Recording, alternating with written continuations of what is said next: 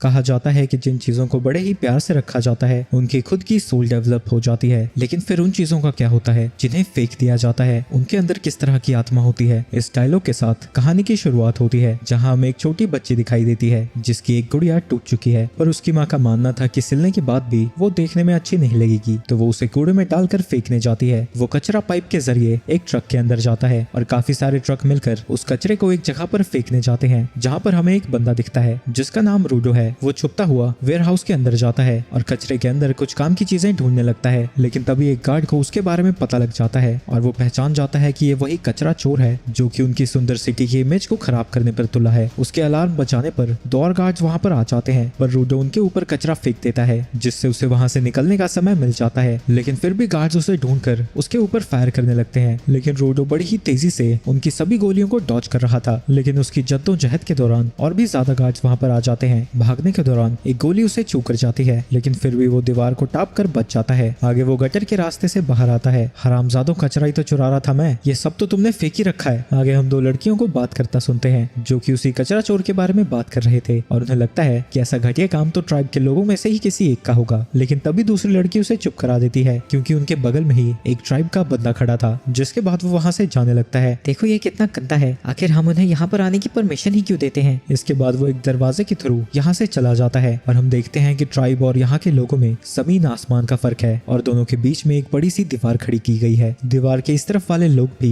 कचरा चोर के बारे में ही बात कर रहे थे। वहीं रूडो जो कचरे से चीजें उठाकर लाया था उन्हें ठीक कर रहा था, तभी उसकी दोस्त वहाँ पर आती है जिसका नाम चीवा है। वो उसे डांट लगाने लगती है क्योंकि वो फिर से कचरा चुराने गया था। सिटी के लोग कचरे को लेकर बहुत ज्यादा सीरियस हैं और अगर गलती से उन्होंने उसे पकड़ लिया तो उसे उसकी बहुत बुरी सजा मिलेगी। वो लोग ऐसी चीजें भी फेंक देते हैं जो कि चल रही होती है, मुझे उनके लिए बहुत बुरा लगता है, तो मैं उन्हें ठीक करके बेच देता हूँ, इससे मुझे थोड़े पैसे भी मिल जाते हैं। तभी वहाँ 3 लड़के आते हैं जो कि रूडो का मजाक उड़ाने लगते हैं। वो कहते हैं कि रूडो से बहुत ज्यादा बदबू आती है और इस जैसे इंसान के साथ चीवा को नहीं घूमना चाहिए, उसने अगर गलती से उसे छू दिया तो वो तो बीमारी हो जाएगी। इस चौपड़ पट्टी को अमीरों ने खुद से क्रिमिनल्स और कचरे को दूर करने के लिए बनाया था, यानी यहाँ पर वही लोग रहते हैं जो कि क्रिमिनल्स हैं या फिर उनके वंशज। वो अपनी इमेज को सुधारने के लिए बहुत ज्यादा मेहनत कर रहे हैं, लेकिन रूडो के बाप ने सब कुछ बर्बाद कर दिया क्योंकि रूडो के पिता ने बहुत सारे लोगों को जान से मार दिया था। ये सुन के रूडो उस लड़की को घूर कर देखने लगता है। इससे वो डर जाता है और जाते जाते कहता है जैसा बाप वैसा बेटा। उनके जाने के बाद चीवा उसे दिलासा देती है और कहती है कि वो बहुत अच्छा इंसान है, उसे उन लोगों की बातों पर ध्यान नहीं देना चाहिए। वहीं उसकी बातों को सुनकर रूडो शर्माने लगता है। तभी चीवा की नजर उस डॉल पर पड़ती है जिसे रूडो ने ठीक कर दिया था, पर इससे पहले कि वो उसे चीवा को दे पाता उसकी माँ वहाँ पर आ जाती है जिसके साथ चीवा जाने लगती है। इसके बाद रूडो अपने घर में जाता है जहाँ रेक्टो पहले से ही उसका इंतजार कर रहा था। तुम उसे उसी लड़की के लिए लाए थे ना? हाँ, देखा मैंने, तुम कैसे शर्म से लाल पीले हो रहे थे।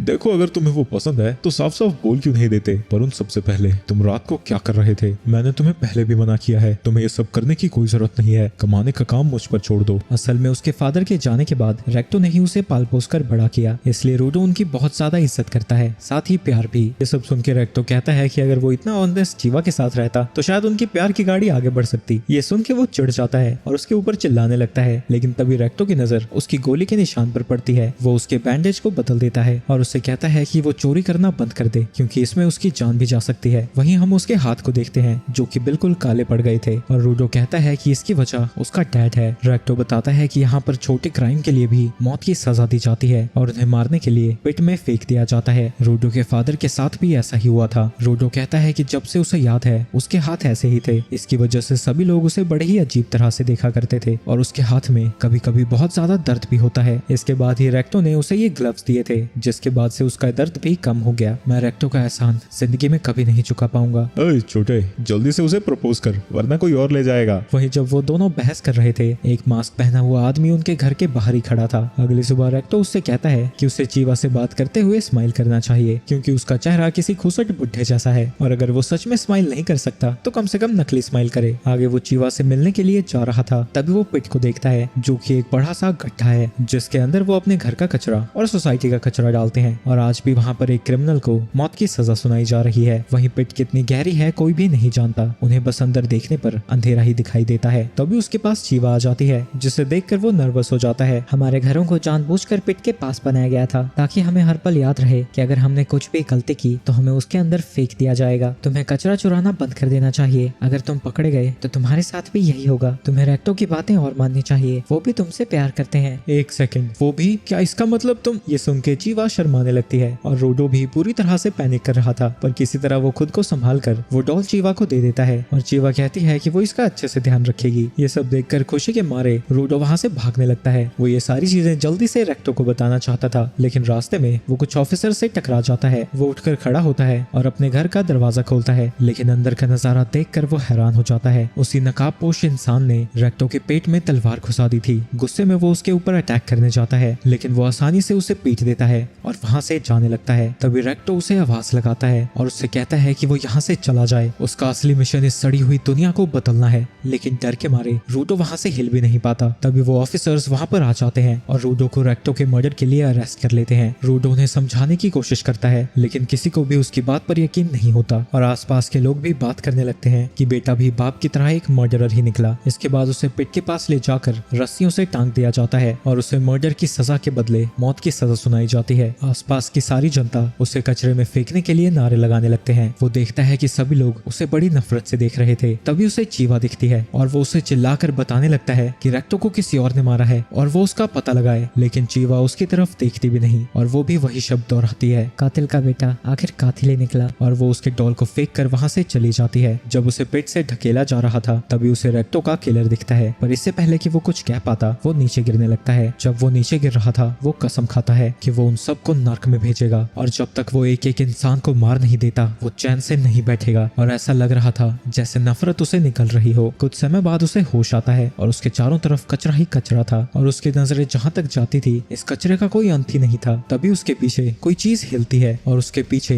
एक बड़ा सा क्रीचर आता है जो कि कचरे से ही बना था। रूडो उस मॉन्स्टर से भागने लगता है, लेकिन वो टिन का डिब्बा चिल्लाकर अपने साथियों को भी वहाँ पर बुला लेता है और अब रूडो दो और मॉन्स्टर से घिरा हुआ था। वहीं रूडो कंफ्यूज हो रखा था, उसे समझ नहीं आ रहा था कि आखिर कचरा उसके ऊपर हमला क्यों कर रहा है और वो मॉन्स्टर कब से बनने लगे। उन मॉन्स्टर से बचने के दौरान उसे एक ह्यूमन का स्कल दिखता है और अब उसे पता लगता है कि यहाँ गिरे हुए इंसानों के साथ क्या होता है। तभी रूडो वहाँ से नीचे गिर जाता है। उसे पता है कि यहाँ की हवा दिल्ली से भी ज्यादा गंदी है और अगर उसने ज्यादा सांस ली तो उसकी उसी की वजह से मौत हो जाएगी। उसे इन मॉन्स्टर से बचने के लिए किसी सेफ जगह पर जाना होगा, लेकिन आसपास देखने पर उसे छुपने की कोई जगह नहीं दिखती और अब रूडो को लगने लगता है कि चाहे वो कुछ भी करे वो यहाँ पर मरने वाला है। लेकिन तभी उसे रेक्टो की याद आती है और वो बिना उसका बदला लिए मरने नहीं वाला था। जिसने रेक्टो को मारा, जिन्होंने उसे यहाँ पर फेंक दिया, वो उन सबको मार डालेगा। जब वो ये सब सोच रहा था तभी एक मॉन्स्टर उसके पास आने लगता है, लेकिन वो गुस्से से इतना ज्यादा भरा हुआ था कि वो उसके सर को मेटल पाइप से दूर कर देता है। वहीं इन सब के दौरान एक दूसरा इंसान रोडो को देख लेता है। वहीं रोडो अपने मेटल पाइप से उन मॉन्स्टर से लड़ने की कोशिश कर रहा था, लेकिन वो उनका कुछ भी नहीं बिगाड़ पाता। तभी एक मॉन्स्टर उसके ऊपर हमला करता है और वो बाउंसिंग बॉल की तरह उड़ता हुआ दूर जाता है। उस कचरे के ढेर में से उसे एक स्टॉप साइन मिलता है जिसे वो मॉन्स्टर के ऊपर फेंक देता है और फाइनली उसे थोड़ा बहुत डैमेज कर पाता है, लेकिन वहाँ की टॉक्सिक हवा की वजह से वो ज्यादा देर तक ऐसे नहीं लड़ सकता था और उसको कमजोर पड़ता हुआ देखकर दोनों मॉन्स्टर्स उसके ऊपर एक साथ हमला करते हैं। लेकिन ऐन वक्त पर रूडो को एक मेटल शीट मिल जाती है जिससे वो एक मॉन्स्टर को आधे में काट देता है और एक धमाके के साथ वो मॉन्स्टर मारा जाता है। रूडो को यकीन नहीं होता कि उसने उस ट्रैश मॉन्स्टर को मार गिराया था, लेकिन तभी एक और मॉन्स्टर उसके सामने आ जाता है और ये वाला पिछले वाले से कहीं ज्यादा बड़ा था। तो रूडो उससे दूर भागने लगता है, लेकिन मॉन्स्टर जमीन पर अटैक करता है जिसकी वजह से रूडो गिर जाता है और वो सीधा उसी इंसान के सामने गया था जो उसे दूर से देख रहा था। वो बंदा उसे उठा के पहले तो फालतू में लात मारता है, फिर उसे एक गैस मास्क पहना देता है। रूडो उसका शुक्रिया अदा करता है और फिर उससे पूछता है कि वो लोग हैं कहाँ और ये मॉन्स्टर्स क्या चीजें हैं, लेकिन वो बंदा सिर्फ उसे चुप रहने को कहता है। लेकिन ये देखकर रूडो भड़क जाता है और जोर जोर से चिल्लाने लगता है। वो कहता है कि पहले तो उसे यहाँ पर फेंक दिया गया और फिर उसके ऊपर मॉन्स्टर्स हमला करने लग गए, आखिर यहाँ सब चल क्या रहा है। उसकी बड़बड़ सुनकर उसे भी गुस्सा आ जाता है और वो भी उल्टा उसके ऊपर चिल्लाने लगता है। वो उसे बताता है कि ये बहुत सारे डंप्स में से एक है जो कि उसके जैसे स्फेराइट्स ने बनाया है। ये चीजें वो उसे बाद में बता देता, लेकिन उससे अपनी चोंच बंद नहीं रखी गई और अब उन्हें फिर से उन मॉन्स्टर से भिड़ना पड़ेगा। आगे वो उसे समझाता है कि वो सारे ट्रैश बीस्ट हैं जो कि सब कूड़े से बने हैं, उनके ऊपर नॉर्मल वेपन्स का कोई असर नहीं होता और वो सिर्फ साउंड पर रिएक्ट करते हैं। यहाँ वाले ट्रैश मॉन्स्टर्स बहुत ज्यादा खतरनाक है, इसलिए वो उनसे बचना चाहता था, पर उसकी चोंच ने सारा काम खराब कर दिया। इसके बाद उसके अम्ब्रेला में येलो कलर की एनर्जी आ जाती है और उसकी आंखों के सामने ही उसका फॉर्म चेंज हो जाता है और जब मॉन्स्टर उसके ऊपर हमला करता है वो बंदा उसे स्पिन करके उसके टुकड़े टुकड़े करने लगता है। रूडो देखता है कि उसके अटैक के बाद वो मॉन्स्टर रिजेनरेट नहीं हो रहा था और उसे समझ नहीं आता कि उस अम्ब्रेला में आखिर स्पेशल है क्या। इसके बाद उनके सामने बहुत सारे ट्रैश बीस्ट आ जाते हैं तो वो अटैक करने की तैयारी करता है और कुछ सेकंड्स के अंदर ही वो वहां मौजूद सभी बीस्ट को मार गिराता है जैसे वो उसके लिए कुछ भी ना हो। उसकी पावर को देखकर रूडो हैरान था और उसे लगता है कि अगर उसके पास उस अम्ब्रेला वाला जैसा कुछ होता तो वो भी उन हरामजादों को उनकी मौत के पास भेज पाता। तभी एक मॉन्स्टर उसके ऊपर एक लिक्विड से अटैक करता है, पर इसे भी वो बंदा अपने छाते से ब्लॉक कर देता है, जिसके बाद उसके ऊपर अटैक करके उसके भी टुकड़े टुकड़े कर देता है। सभी मॉन्स्टर्स को ठिकाने लगाने के बाद वो वापस रोडो के पास जाता है और अपना मास्क उतार कर खुद का इंट्रोडक्शन देता है। वो उसे बताता है कि उसका नाम एंजन है और वो बस एक नॉर्मल क्लीनर है, लेकिन बड़ी जल्दी ही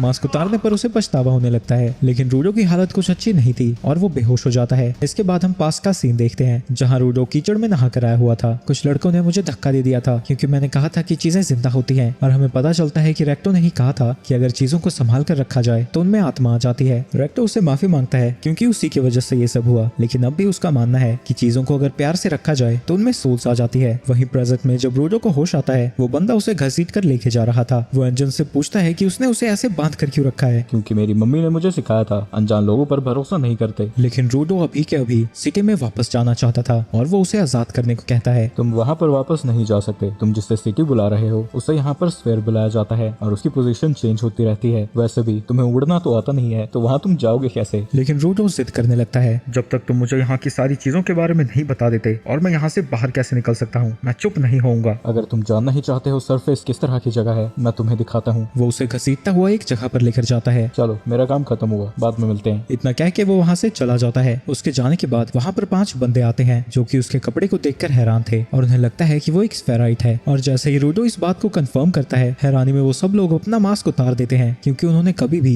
एक जिंदा स्फेराइट नहीं देखा था। वो उसकी चेन को खोलने लगता है और रूडो को लगता है कि ये तो काफी अच्छा इंसान है, लेकिन कुछ देर बाद ही वो उनकी ट्रक के अंदर बंधा हुआ था। तुम तो बड़े ही बेवकूफ हो यार, अनजानों पर भरोसा कौन करता है। वो लोग चेन्स को टाइट करने लगते हैं तो उनका लीडर उन्हें याद दिलाता है कि वो अपने लेटेस्ट प्रोडक्ट को डैमेज नहीं कर सकते। यहाँ पर स्फेराइट्स का प्राइस बहुत ज्यादा है। वो ज्यादातर उनके बॉडी पार्ट्स ही बेचा करते थे, यहाँ तक कि उनके कपड़े भी बहुत महंगे में जाते हैं, पर एक जिंदा स्फेराइट, इसकी कीमत तो आज तक किसी को नहीं पता। तुम सोच रहे होगे कि हम तुमसे इतनी नफरत क्यों करते हैं। तुम स्फेराइट्स अपना कचरा सरफेस के ऊपर फेंकते रहते हो। तुम लोगों की वजह से यहाँ पर हवा टॉक्सिक हो जाती है और मॉन्स्टर्स भी बढ़ते ही जा रहे हैं। तुम्हें टॉर्चर किया जा सकता है, या तुम्हारे टुकड़े होंगे, या फिर कोई तुम्हारे मजे लेगा, पर तुम्हारे लिए कुछ भी अच्छा नहीं होने वाला। पर इन सब से मुझे कोई फर्क नहीं पड़ता। जो सबसे ज्यादा पैसे देगा तुम उसके पास जाओगे। लेकिन उससे पहले वो खुद अपना बदला लेना चाहता था और वो उसके मुंह में कचरा ठूसने लगता है। उसे लगता है कि रूडो की जिंदगी स्फेयर पर बहुत ज्यादा अच्छी होगी, तो ऐसा कचरा खाकर उसकी सारी हिम्मत ही टूट जाएगी। लेकिन जब वो उसके मुंह में ठूस रहा था तो अभी रूडो उसे दांत काट लेता है और उसकी उंगलियों में सिर्फ हड्डियों को छोड़ता है। जहाँ वो दर्द के मारे चिल्ला रहा था, रूडो चबाना जारी रखता है और उसे खा जाता है, जिसके बाद जो उसने कूड़ा दिया था वो उसे भी खाने लगता है। रूडो कहता है कि ये चीज अभी भी खाने लायक है। जब वो स्फेयर पे था तब भी उसके साथ भेदभाव होता था और यहाँ पर भी वही हो रहा है। उसकी जिंदगी बदले ही नहीं। वो गुस्से से पागल होने लगता है और वो बिल्कुल भी अपने होश में नहीं था। वहीं दूर से इंजन सारी चीजें देख रहा था और रूडो की ताकत को देखकर वो भी काफी इंप्रेस हो जाता है। रूडो जब अपने सामने की चेन को पकड़ता है, वो अचानक से ही ग्लो करने लगती है और हमें पता चलता है कि सरफेस पर ऐसे लोग हैं जो ऑब्जेक्ट्स को पावर देकर उनको यूज कर सकते हैं और इन्हें गिवर्स कहा जाता है। जो चेन उसने पकड़ रखी थी वो ट्रांसफॉर्म हो जाती है। वो सबके सब उससे डरे हुए थे, लेकिन उनका लीडर उन्हें याद दिलाता है कि चाहे वो एक गिवर हो, अगर वो चेन उससे छीन लेते हैं तो वो अपनी पावर्स का यूज नहीं कर पाएगा। वो सब लोग उसके हाथ से चेन को निकालने में कामयाब होते हैं, लेकिन इससे कोई फर्क नहीं पड़ता। वो एक टायर को पकड़कर उसे ट्रांसफॉर्म कर देता है और उसी की मदद से सबको पीट डालता है और अब सिर्फ उनका लीडर बचा था।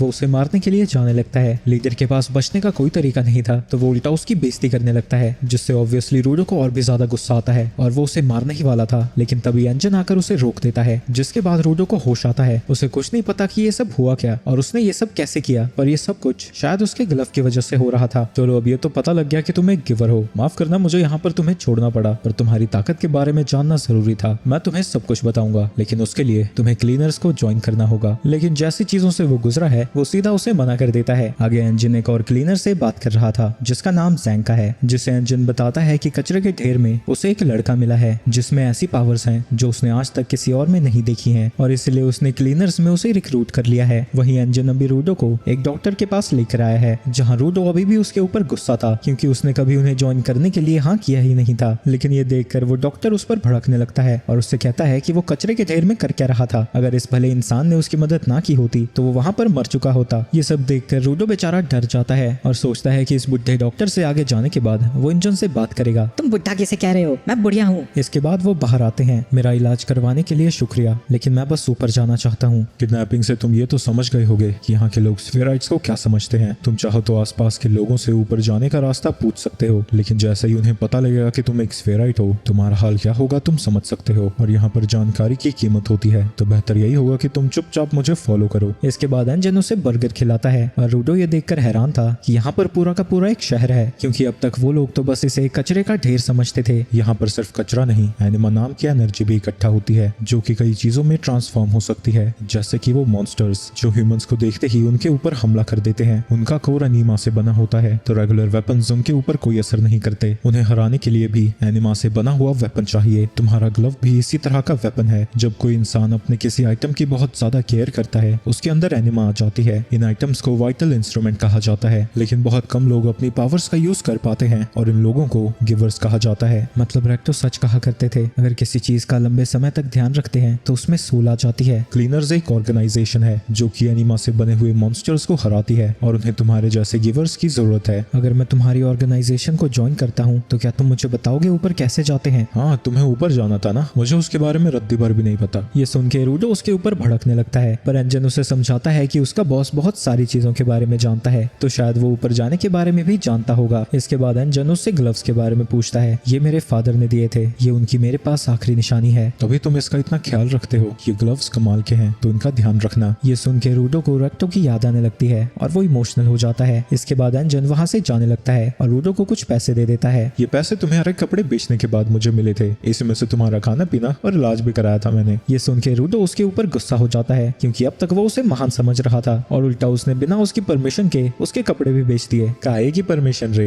उन कपड़ों में तुम्हें जल्दी लोग पहचान जाते। मैंने तुम्हारे ऊपर एहसान किया है। तुम यहाँ पर रुककर चाय शाय पियो, मैं तुम्हारे ट्रेनर से मिलकर आता हूँ। एक बार मुझे वापस जाने का रास्ता मिल जाए बस, इसके तो पिछवाड़े पे लात मार के जाऊंगा। लेकिन तभी एक बिल्ली आकर उसकी पैसों की पोटली लेकर भाग जाती है। रूडो उसका पीछा करने लगता है और एक गली में उसे एक स्टिक पड़ी हुई दिखती है, जिसे लेकर वो उस बिल्ली को पकड़ लेता है और अपने पैसों को वापस ले लेता है। तभी पीछे से ज़ैंका आता है। तुमने मेरी लाठी कैसे ली? हाँ, तमीज नहीं है तुम्हें? इस बकवास से लकड़ी के पीछे इतनी बदतमीजी क्यों कर रहा है? लेकिन तभी ज़ैंका उसके पीछे आकर रूडो से उस स्टिक को छीन लेता है। रूडो की नजर उसकी शर्ट पर लगी एम्बलम पर जाता है और समझ जाता है कि वो भी एंजन की तरह एक क्लीनर है। ज़ैंका अपनी स्टिक की पावर्स को रिलीज करने लगता है और वो ट्रांसफॉर्म हो जाती है, यानी वो स्टिक ज़ैंका की वाइटल इंस्ट्रूमेंट है। ज़ैंका उसके ऊपर अटैक कर देता है, लेकिन वो किसी तरह उससे बच जाता है। चोरी करने की तुम्हें सजा तो देनी ही होगी। एंजन ने मुझे तुम्हारे बारे में सब बता दिया है। मैं अकुटा क्लीनर से हूँ और तुम्हारा नया ट्रेनर। लगता है तुम्हें सबसे पहले मुझे कुछ मैनर सिखाने होंगे। तुम्हारे बाप ने तुम्हें कुछ नहीं सिखाया क्या? चोरी करना बुरी बात होती है। ये सुन के रूडो का पारा चढ़ने लगता है, लेकिन तभी वो रेक्टो की बात याद करता है। अगर तुम किसी मामले को निपटाना चाहते हो तो तुम्हें उसके बारे में शांति से सोचना होगा। तुम्हें ये सोचना होगा कि सामने वाला कैसा महसूस कर रहा है। मैंने इसकी स्टिक चुराई थी, इससे बुरा तो लगेगा ही। अगर मेरे कोई ग्लव्स चुरा ले तो मेरा भी दिमाग खराब हो जाएगा। मुझे माफ करना, मैं नहीं जानता था ये स्टिक तुम्हारे लिए कितनी ज्यादा इम्पोर्टेंट है। वैसे तुम सच कह रहे हो, मैं भी कुछ ज्यादा ही गुस्सा कर गया था। माफ करना, मैं खुद को कंट्रोल नहीं कर पाया। ये देखकर रूडो हैरान हो जाता है और उसे लगता है कि रेक्टो सिर्फ फालतू की बातें नहीं करता था। ज़ैंका उसकी खड़ा होने में मदद करता है और रूडो से उसके वाइटल इंस्ट्रूमेंट के बारे में पूछता है। मेरे वाइटल इंस्ट्रूमेंट मेरे ग्लव्स हैं, पर मैं नहीं जानता ये क्या कर सकते हैं। वाह, तुम्हारे ग्लव्स तो कमाल के दिखते हैं। इसके बाद वो अपने वाइटल इंस्ट्रूमेंट के बारे में रूडो को बताने लगता है और रूडो देखता है कि ज़ैंका बिल्कुल ही एक अलग इंसान लग रहा था और वो याद करता है कि रेक्टो ने उसे बताया था कि बात करते हुए उसे स्माइल करना चाहिए, लेकिन रूडो को स्माइल करना नहीं आता था और वो अजीब तरीके से हंसने लगता है। ये देख के ज़ैंका को लगता है कि वो उसे चिढ़ा रहा है। नहीं नहीं, ऐसा कुछ नहीं है, मैं तो बस स्माइल कर रहा था, ये देखो। लेकिन जब वो अगली बार स्माइल करता है वो पिछली बार से भी ज्यादा बेकार थी और इससे ज़ैंका और ज्यादा गुस्सा हो जाता है। ये देखकर रूडो भी भड़क जाता है, क्योंकि वो तो बस स्माइल कर रहा था, जिसकी वजह से दोनों ही लड़ने के लिए तैयार हो जाते हैं। रूडो पास के ही कचरे के डब्बे से एक रॉड निकालता है और उसमें अपनी एनर्जी डालने लगता है और ज़ैंका अपनी स्टिक को ट्रांसफॉर्म करता है। ये देखकर ज़ैंका हैरान हो जाता है, क्योंकि एक आदमी के पास एक ही वाइटल इंस्ट्रूमेंट होता है और वो सिर्फ उसे ही ट्रांसफॉर्म कर सकता है। और रूडो का इंस्ट्रूमेंट तो उसके ग्लव्स हैं, पर इनसे वो छूकर किसी भी आइटम को ट्रांसफॉर्म कर सकता है और उसने ऐसा करते हुए किसी और को नहीं देखा है। और अब वो समझ जाता है कि एंजन ने उसे स्पेशल क्यों कहा था, लेकिन अब भी उसे लगता है कि रूडो उसे नहीं हरा सकता। सबसे पहले अटैक की शुरुआत ज़ैंका करता है। रूडो उसके अटैक्स को ब्लॉक करने की कोशिश कर रहा था, लेकिन ज़ैंका की स्पीड उससे कहीं ज्यादा तेज थी। फाइट के दौरान वो ज़ैंका के ऊपर हल्का सा स्क्रैच हिला पाता है, लेकिन ज़ैंका उसके ऊपर अटैक करके उसे जमीन पर पटक देता है। आगे ज़ैंका देखता है कि रूडो ने उसके गाल पर स्क्रैच नहीं किया था, बल्कि उसके पाइप से उसके गाल पे पट्टी लगी थी, क्योंकि वो एक टॉयलेट प्लंजर का यूज कर रहा था। टॉयलेट प्लंजर वो क्या होता है? अबे जिसका तू इस्तेमाल कर रहा है भोंदू, अबे उससे टॉयलेट साफ करते हैं। मुझे वो सब नहीं पता, अब अटैक करने की मेरी बारी है। इसके बाद रूडो उसी प्लंजर से ज़ैंका के ऊपर अटैक करने लगा था और ज़ैंका अपनी पूरी जी जान लगाकर पट्टी से बचने की कोशिश कर रहा है और वो डर के मारे वहाँ से भागने लगता है। हाँ, वो इससे डर क्यों रहा है? इसके बाद वो जांका का पीछा करने लगता है। जांका काफी देर तक उसके अटैक से बचने की कोशिश करता है, लेकिन रूडो उछलकर पॉटी का फवारा सा बना देता है, जिससे वो नहीं बच पाता। इस खतरनाक अटैक की वजह से जांका वहीं पर हार जाता है। थोड़ी देर बाद वहाँ पर एंजन आता है और जब उसे पता लगता है कि वहाँ पर क्या हुआ था, वो जोर जोर से हंसने लगता है। जांका ने शर्म के मारे अपना मुंह छुपा रखा था और रूडो भी सदमे में था, क्योंकि अब तक वो एक पावरफुल हथियार टट्टी से लड़ रहा था। चलो, तुम्हारी मुलाकात जैसी भी थी, पर अब यही तुम्हारा ट्रेनर होगा। ये हमारा काफी काबिल गिवर है, जो कि वाइटल इंस्ट्रूमेंट के बारे में बहुत अच्छे से जानता है। वहीं जांका ये जानकर खुश हो जाता है कि एंजन उसके बारे में इतना ज्यादा अच्छा सोचता है। लेकिन वो तीनों कार में अकेले नहीं थे, पीछे रियो भी थी, जो कि रूडो के बालों से खेलने लगती है, जिसकी वजह से वो बेचारा अटक सा जाता है, क्योंकि आज तक इतने पास उसके कोई भी लड़की नहीं आई थी। एंजन उन सभी को हेडक्वार्टर्स की तरफ लेकर जा रहा था। हेडक्वार्टर्स के अंदर वो सेमू से मिलते हैं। अंदर जाते ही रूडो के सामने दो मक्खियां भिनभिनाने लगती हैं। वहीं एंजन उसे बताता है कि ज्वाइन करने से पहले सैमू उसकी पावर्स को चेक करेगी। तभी सैमू उन दोनों मक्खियों को एक ही झटके में पकड़ लेती है। मुझे एंजन ने तुम्हारे बारे में सब कुछ बता दिया है। तुम कहाँ से आए हो और क्या करना चाहते हो? सेमू का वाइटल इंस्ट्रूमेंट उसके ग्लासेस हैं, जिसकी मदद से वो किसी के भी अंदर झांक सकती है। लेकिन जो सेमू को दिखता है वो देखकर वो हैरान हो जाती है। इसकी बॉडी काफी मजबूत है, तो हमें इसे ज्यादा ट्रेन नहीं करना पड़ेगा, पर इसे अपनी पावर्स को कंट्रोल नहीं करना आता, तो उस पर इसे काम करना होगा। एक और बात, तुम्हारी गर्दन पर टट्टी कहाँ से आई?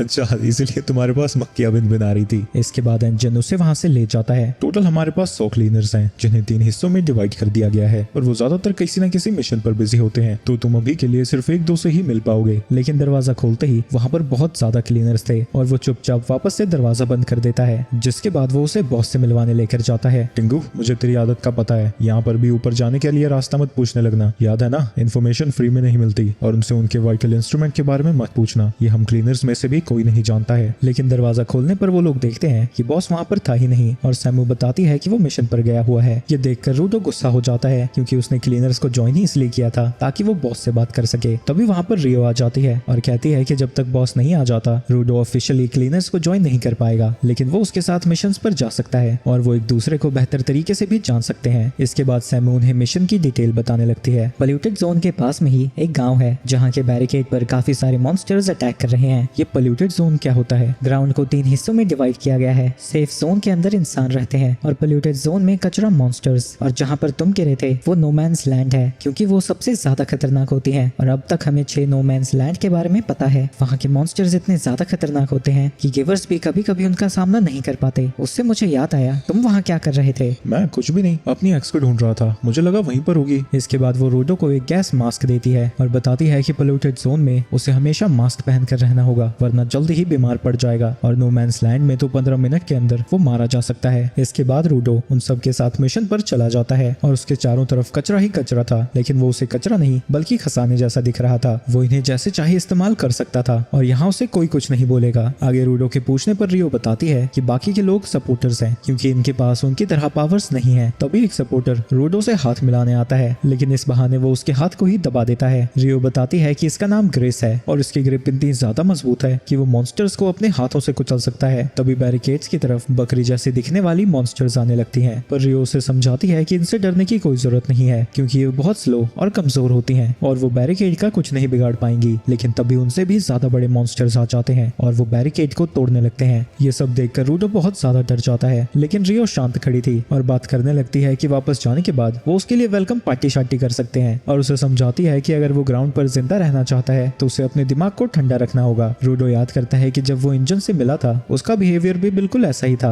लगता है मुझे भी ऐसा ही बनना होगा, अब से मैं बहुत ठंडा इंसान हूँ। इतना बोलते ही एक मॉन्स्टर बैरिकेड को तोड़ देता है और रूडो के ठंडा रहने के सारे प्लान पर पानी फिर जाता है। रियो अपने वाइटल इंस्ट्रूमेंट को बाहर निकालती है, जो कि एक सीजर था, और उसको एक्टिवेट करने के बाद उसका साइज बड़ा हो जाता है और वो उनसे सभी मॉन्स्टर से लड़ने लगती है, जिसका यूज वो अपने हाथ से नहीं बल्कि पैरों से कर रही थी, जो देखकर रूडो हैरान हो जाता है। तभी एक मॉन्स्टर रूडो के ऊपर पीछे से अटैक कर देता है, लेकिन ग्रेस आकर उसे रोक देता है, और भले ही उसके पास गिवर्स की पावर नहीं थी, फिर भी वो उस मॉन्स्टर को उठा के रियो की तरफ फेंक देता है, जिसे रियो काट देती है और बाकी के सपोर्टर्स से कहती है कि वो मॉन्स्टर्स को उसकी तरफ फेंकते रहें। और अब रूडो को समझ में आता है कि सपोर्टर्स किस तरह से गिवर्स की मदद करते हैं। ऐसा करते करते थोड़ी देर में ही रियो सभी मॉन्स्टर्स को खत्म कर देती है, लेकिन वो जायंट मॉन्स्टर अभी भी जिंदा था और रियो उससे लड़ने लगती है। दूसरी तरफ एक मॉन्स्टर अभी भी जिंदा था और वो अचानक से एक सपोर्टर के ऊपर अटैक कर देता है, पर ऐन वक्त पर रूडो उसे रोक देता है। वो उन लोगों पर बोझ नहीं बनना चाहता था था और उसकी पावर्स एक्टिवेट हो जाती हैं और उसे नहीं पता था कि इन्हें कंट्रोल कैसे करना है, लेकिन वो ऑटोमेटिकली उस सपोर्टर को प्रोटेक्ट करने लगता है। पर वो मॉन्स्टर रूडो पर भारी पड़ रहा था और एन वक्त पर रियो वहां आकर उसे बचा लेती है और वो रूडो की तारीफ करती है। सपोर्टर्स भी रूडो और रियो का शुक्रिया अदा करते हैं, जिसके बाद वो रियो से उस जायंट मॉन्स्टर के बारे में पूछते हैं। रियो बताती है कि उसने उसे 2 हिस्सों में काट दिया था, लेकिन वो अभी भी जिंदा है, जो कि काफी अजीब है। तो इस बात को रिपोर्ट करने के लिए सपोर्टर्स वापस जाने लगते हैं और रियो मॉन्स्टर से लड़ने के लिए उसके सामने पहुंच जाती है। वो अटैक करते हुए उसके सर पर जाती है और उसके बालों को काट देती है। वहीं इन सब के दौरान रूडो बेचारा वहीं पर खड़ा था और उसे समझ नहीं आता कि वो क्या करे। वहीं उस मॉन्स्टर के सर पर रियो को कुछ चमकता हुआ दिखता है, लेकिन तभी वो मॉन्स्टर रियो को नीचे फेंक देता है और जिन वायर्स को उसने काटा था उन्हें वापस से जोड़ लेता है और रियो को अपने सर से हटाने के लिए वो अपने सर को जमीन पे पटकने लगता है और उसका ये अटैक रूडो तक भी पहुंच जाता है, जिसकी वजह से वो नीचे गिरने लगता है। मैं तो कहाँ रेक्टो का बदला लेने वाला था, पर मैं तो किसी काम का नहीं हूँ और उसे लगने लगता है कि वो यहीं पर मर जाएगा, लेकिन ऐन वक्त पर ग्रेस आकर उसे बचा लेता है और उसे बचाकर वहां से जाने लगता है। ग्रेस उसे समझाता है कि उसे इतनी जल्दी हार नहीं माननी चाहिए। दूसरी तरफ रियो उसकी कुटाई करती ही जाती है, जिससे वो दर्द में चिल्ला रहा था। इसके बाद वो उसके सर पे अपना फाइनल अटैक करती है और उसके कोर को डिस्ट्रॉय करती हुई बाहर आ जाती है और वो देखती है कि उस मॉन्स्टर का कोर एक छोटी सी नाइफ थी, जो कि असल में एक वाइटल इंस्ट्रूमेंट है। उन्होंने ऐसा कुछ पहले कभी नहीं देखा था। इसके बाद हम उसी बंदे को देखते हैं जिसने रूडो को किडनैप किया था, जिससे एक बंदा रूडो के बारे में पूछ रहा था। वहीं दूसरी तरफ रूडो की वेलकम पार्टी चल रही थी, जहां सभी लोग सेलिब्रेट कर रहे हैं और शोर शराबा सुन के आधी नींद में जांका भी वहां पर पहुंच जाता है, जहां वो देखता है कि एक कोने में रूडो पड़ा हुआ है। रियो उसे बताती है कि कल की फाइट में वो अपनी पावर्स को ढंग से यूज नहीं कर पाया, इसलिए वो उदास हो रखा है। जिसके बाद वो उसे उस मॉन्स्टर के बारे में बताती है कि उसका कोर एनीमा नहीं बल्कि एक वाइटल इंस्ट्रूमेंट था, जिसकी वजह से वो मॉन्स्टर भी काफी ज्यादा पावरफुल था। इसकी वजह से उनकी दिमाग का भांग भरोसा होने लगा था। तो वो यहाँ पर आकर पार्टी शार्टी कर रहे हैं। वहीं रूडो के पास ग्रेस आता है। तुम्हें उदास होने की जरूरत नहीं है, कल तुमने बहुत अच्छा काम किया था और फॉलो की जान भी बचाई, पर उसके बाद मैं कुछ भी नहीं कर पाया। तुम लोगों को आकर मुझे बचाना पड़ा। मैं स्फीयर में भी ऐसा ही करता था। रेक्टो मेरी वजह से मुसीबत में पड़ते थे और यहाँ पर तुम सब। Thank you Trudeau. ज्यादातर लोग सपोर्टर्स को नीचा समझते हैं और उन्हें कोई वैल्यू नहीं देते, लेकिन तुम हमें भी पूरी इज्जत देते हो। फॉलो को देख रहे हो, उसने भी क्लीनर्स को इसलिए ज्वाइन किया था ताकि वो मॉन्स्टर्स को मार सके, पर उसके पास पावर्स नहीं है, इसलिए वो एक ऑब्जेक्ट का ध्यान रख रहा है इस उम्मीद में कि वो उसका एक वाइटल इंस्ट्रूमेंट बन जाएगा। लेकिन वो फिर भी सपोर्टर्स में ही रहना चाहता है और सबको दिखाना चाहता है कि सपोर्टर्स का काम भी इम्पोर्टेंट है। तुम क्या करना चाहते हो? तुम्हें बस इस पर फोकस करना चाहिए। जिसके बाद ग्रेस रूडो के सर पर हाथ रखता है, जिसकी वजह से रूडो इमोशनल हो जाता है और ग्रेस से उसे बिल्कुल एक बड़े भाई जैसी फीलिंग आ रही थी। तभी वहाँ पर अंजन आ जाता है। क्यों बे टिंकू, कुछ खाया या नहीं खाया तूने? जिसके बाद वो बाकियों के साथ खाने के लिए बैठ जाता है। आगे जॉब दीवार पर स्प्रे पेंट करने लगता है। दूसरी तरफ उस किडनैपर ने जैबर को सारी इन्फॉर्मेशन दे दी थी और अपना काम खत्म होते ही वो उसे बेरहमी से मार देता है। दूसरी तरफ सैमू को एक मिशन की रिक्वेस्ट आती है और वो पूरी टीम को अपने सामने इकट्ठा करती है। सब कुछ ठीक है, पर ये नई दुल्हन यहाँ पर क्या कर रही है? इसने तो हमें ज्वाइन भी नहीं किया है। सैमू उन्हें बताती है कि जो रिक्वेस्ट उनके पास आई है वो रूडो से रिलेटेड है। एक मर्चेंट पोल्यूटेड जोन से अपना कीमती सामान लेकर जा रहा था, लेकिन एक मॉन्स्टर ने उस पर अटैक करके उसे छीन लिया और वो कीमती सामान स्फीयर से आया हुआ जिंदा इंसान है, बिल्कुल रूडो की तरह। पहले यहाँ पर कोई भी जिंदा स्फेराइट नहीं देखा जाता था, लेकिन अब दो आ चुके हैं, वो भी इतने कम समय में। इसलिए उसने रूडो को बुलाया है, लेकिन जांका अभी भी तैयार नहीं था। वो किसी बच्चे का ध्यान नहीं रखना चाहता था, लेकिन सेमू जानती थी कि उसे फंसाना कैसे है और वो उसे बताती है कि वो पहले इंजन को भेजने वाली थी, पर वो किसी और मिशन पर था और उसी ने जांका का नाम रेकमेंड किया है। ये सुन के जांका बहुत खुश होता है और खुशी खुशी उन्हें लीड करने लगता है। रास्ते में रूडो ग्रेस से पूछता है कि वो अपने साथ कोई वेपन क्यों नहीं रखता। वेपन की क्या जरूरत है, मेरे ढाई किले के हाथ ही काफी हैं। अरे ग्रेस एक टैलिस्मैन रखता है जिसे वो लकी चार्म की तरह देखता है। तभी उनके पीछे एक अजीब सा व्यक्ति आ जाता है और बताता है कि वही वो मर्चेंट है। उसे देखते ही रूडो स्फेराइट के बारे में बहुत सारे सवाल करने लगता है, लेकिन मर्चेंट बताता है कि वो बेहोश था, तो वो ज्यादा कुछ नहीं जानता और अभी उन्हें उसे बचाने के बारे में सोचना चाहिए। वहीं जांका को ये सारी चीजें अजीब लग रही थी, क्योंकि मॉन्स्टर कब से इंसानों को किडनैप करने लगे। मर्चेंट उन्हें एक बिल्डिंग दिखाता है और बताता है कि वो मॉन्स्टर उसी बिल्डिंग के अंदर है, लेकिन जब वो लोग अंदर जाते हैं वो पूरी तरह से खाली थी। बस सामने एक अजीब सा फिगर दिख रहा था। मर्चेंट उन्हें धक्का देकर उस फिगर के पास ले जाने लगता है और कहता है कि वो जल्दी से उसे बचा ले, लेकिन पास जाने पर उन्हें पता लगता है वो बस एक डॉल थी जिसे स्फेराइट के कपड़े पहनाए हुए हैं। तभी उनके नीचे का एरिया मड में बदलने लगता है और वो सीधा निचले फ्लोर में गिर जाते हैं और जो मर्चेंट उन्हें यहाँ तक लेकर आया था वो भी कीचड़ की तरह पिघल जाता है। तभी उनके पीछे से आवाजें आने लगती हैं और अंधेरे से 2 लोग बाहर आते हैं जो कि रेडर्स थे और जांका समझ जाता है कि ये सब एक ट्रैप था। ग्रीस रूडो को बताता है कि पहले ये सब छोटे मोटे गुंडे थे जो बस चोरी किया करते थे, लेकिन धीरे धीरे वो बहुत ज्यादा खतरनाक हो गए गए हैं और ये सब के सब क्लीनर्स की तरह गिवर्स हैं। रेडर्स उन सभी से कहते हैं कि वो रूडो को उनके हवाले कर दें। क्रिस बाकी सभी से कहता है कि वो यहाँ से बाहर निकलने का रास्ता ढूंढे और वो खुद रूडो को प्रोटेक्ट करेगा और ज़ांका उन दोनों रेडर्स को संभाल सकता है। मैं भी लड़ सकता हूँ, मैं उसकी मदद कर सकता था। ये गिवर्स हैं, मॉन्स्टर्स जैसे नहीं है। हमें अभी यहाँ से बस निकलने का सोचना है। तुम लोग उसके पीछे क्यों पड़े हो? स्फेरॉइड की कीमत इतनी ज्यादा है क्या? लेकिन वो असल में उसे बेचना नहीं चाहते थे, बल्कि स्फेयर के बारे में और इन्फॉर्मेशन इकट्ठा करना चाहते हैं और पता लगाना चाहते हैं कि वो गिर के भी जिंदा कैसे बच गया। इसके बाद वहाँ पर काफी सारे मिट्टी के बने पुतले आ जाते हैं, लेकिन ज़ांका बड़ी ही आसानी से उन सभी पुतलों को तोड़ रहा था। लेकिन उन पुतलों की आड़ में ये टकला मानुष पीछे से उसके ऊपर अटैक कर देता है, जिससे वो सीधा जाकर पिलर में टकरा जाता है। दूसरी रेडर कहती है कि वो आज तक सिर्फ मॉन्स्टर से ही लड़ते आए हैं, तो ह्यूमन से लड़ने में उन्हें काफी मुश्किल होने वाली है। इसके बाद फिर से सेम चीज रिपीट होती है। वो पुतले ज़ांका के ऊपर अटैक करते ही जाते हैं और उनके पीछे छुपकर वो टकला भी उसके ऊपर अटैक करता ही जाता है। इन सब की वजह से ज़ांका को गुस्सा आ जाता है और वो गुस्से में उस लड़की की तरफ जाने लगता है, लेकिन तभी वो कीचड़ में फंस जाता है जो कि उस लड़की ने पहले से वहां बना रखा था। वो कहती है कि इस पूरी टीम में सिर्फ वही फाइटर है और एक बार वो उसे हरा दें तो उन्हें रोकने वाला कोई नहीं बचेगा। तुमने अगर इतनी ही बकबक करनी है तो न्यूज पे क्यों नहीं चली जाती यार? वैसे भी मुझे सब कुछ पता लग गया है। तुम इस मड को कंट्रोल करती हो और उस टकले ने स्पेशल चप्पलें पहनी है जिससे वो मड के ऊपर चल सकता है। रब ने बनाई जोड़ी, हाँ, एक टकला और एक बहन की बहन। इसके बाद वो अपने वाइटल इंस्ट्रूमेंट को जमीन में घुसा देता है और उसके वाइब्रेशंस की मदद से वो उन दोनों की असली लोकेशन का पता लगा लेता है और वो एक ही झटके में पहले उस टकले को मारता है और फिर उस औरत को, और उस लड़की के बेहोश होते ही सारे मिट्टी के पुतले गिर जाते हैं। तुम दोनों तो बड़े कमजोर निकले यार, बॉनवीटा वगैरह पिया करो। तभी उसके पीछे उनका लीडर आ जाता है। अगर वो तुम्हें कमजोर लग रहे हैं तो मैं दिखाता हूँ तुम्हें ताकत क्या होती है। दूसरी तरफ सपोर्टर्स को एक एग्जिट डोर मिलता है तो ग्रेस कुछ सपोर्टर्स को ऊपर भेज देता है ताकि वो बैकअप के लिए सिग्नल भेज सकें और वो खुद ज़ांका के पास जाने वाला था, लेकिन तभी उन्हें किसी के आने की आवाज आती है। उन्हें लग रहा था कि वो ज़ांका होगा, लेकिन असल में वो जैबर था और वो किडनैपर की दी हुई जानकारी से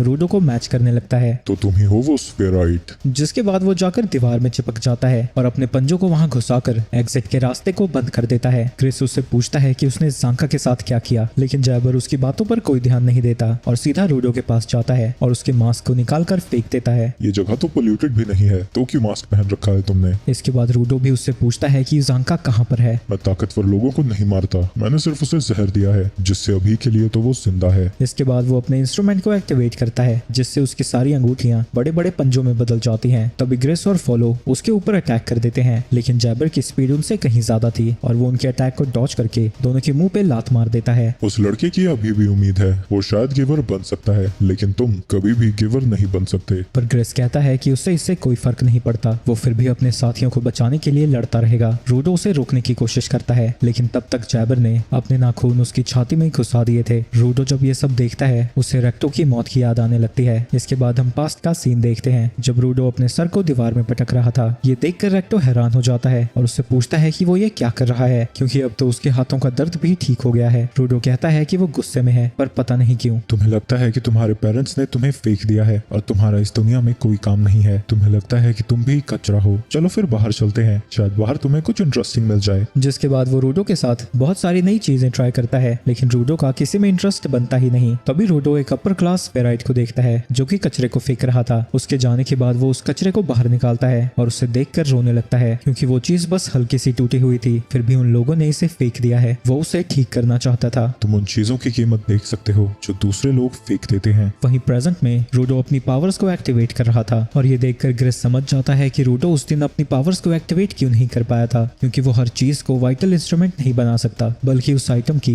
असली पावर्स को बाहर निकाल सकता है। इसके बाद वो टैलिस्मैन एक्टिवेट हो जाता है, जो देखकर जैबर बड़ा इंप्रेस था और रूडो से उसके वाइटल इंस्ट्रूमेंट के बारे में पूछता है। रूडो कहता है कि ग्रेस ही वो इंसान है जिसकी वजह से उसे समझ आया है कि उसे क्या करना है। अगर वो ना होता तो वो अभी भी किसी कोने में पड़ा होता। वहीं जैबर को स्ट्रॉन्ग अपोनेंट्स के साथ लड़ना बहुत ज्यादा पसंद है और वो रूडो की पावर्स को देखकर और ज्यादा एक्साइटेड हो जाता है। फॉलो ग्रेस का खून रोकने की कोशिश कर रहा था, लेकिन वो जख्म बहुत ज्यादा गहरा है। रूडो, तुम अपनी पावर्स का पिछली बार यूज नहीं कर पाए थे, लेकिन अब हमें तुम्हारी चिंता करने की कोई जरूरत नहीं है। अब तुम्हारा दिमाग क्लियर है। वहीं रूडो तब से अब तक अपनी जगह से हिला ही नहीं था, लेकिन जैबर उसके ऊपर एक अटैक भी लैंड नहीं कर पा रहा है। रूडो लगातार उसके अटैक से बचता ही जाता है। ये सब आखिर हो क्या रहा है? क्रिस इस टैलिस्मैन से सबके प्रोटेक्शन के लिए प्रे किया करता था और इसे बनाते वक्त मैंने यही इमेजिन किया था, इसलिए ये मुझे प्रोटेक्ट कर रहा है। इससे क्या ही फर्क पड़ता है? अगर तुम मेरे हर अटैक से बच रहे हो तो तुम भी मुझे हिट नहीं कर सकते। तुम्हें लगता है अभी तक समझ ही नहीं आया? बताया, मैं तुम्हारे अटैक से नहीं बच रहा हूँ, बल्कि तुम ही मुझे नहीं हिट कर रहे हो। जैबर फिर से रूडो के ऊपर अटैक करने जाता है, तभी टैलिस्मैन उसकी स्पीड को स्लो कर देता है और वो जैबर के मुंह पर खींच के मुक्का मारता है, जिससे वो घिसड़ता हुआ पीछे जाता है। वहीं जैबर को अब फाइट में और भी ज्यादा मजा आने लगा था। तभी अचानक से वो उसके पीछे पहुंच जाता है, लेकिन रूडो का टैलिस्मैन फिर से उसे रोक देता है और रूडो उसे पंच मार के पीछे ढकेल देता है। इसके बाद जैबर धूल और पत्थरों की मदद से उस टैलिस्मैन और रूडो का ध्यान भटकाने लगता है। पत्थरों से बचने के लिए रूडो को अपना मुंह छुपाना पड़ता है और इस मौके का फायदा उठाकर जैबर उसके ऊपर अटैक करने आता है, लेकिन टैलिस्मैन अभी भी काम कर रहा था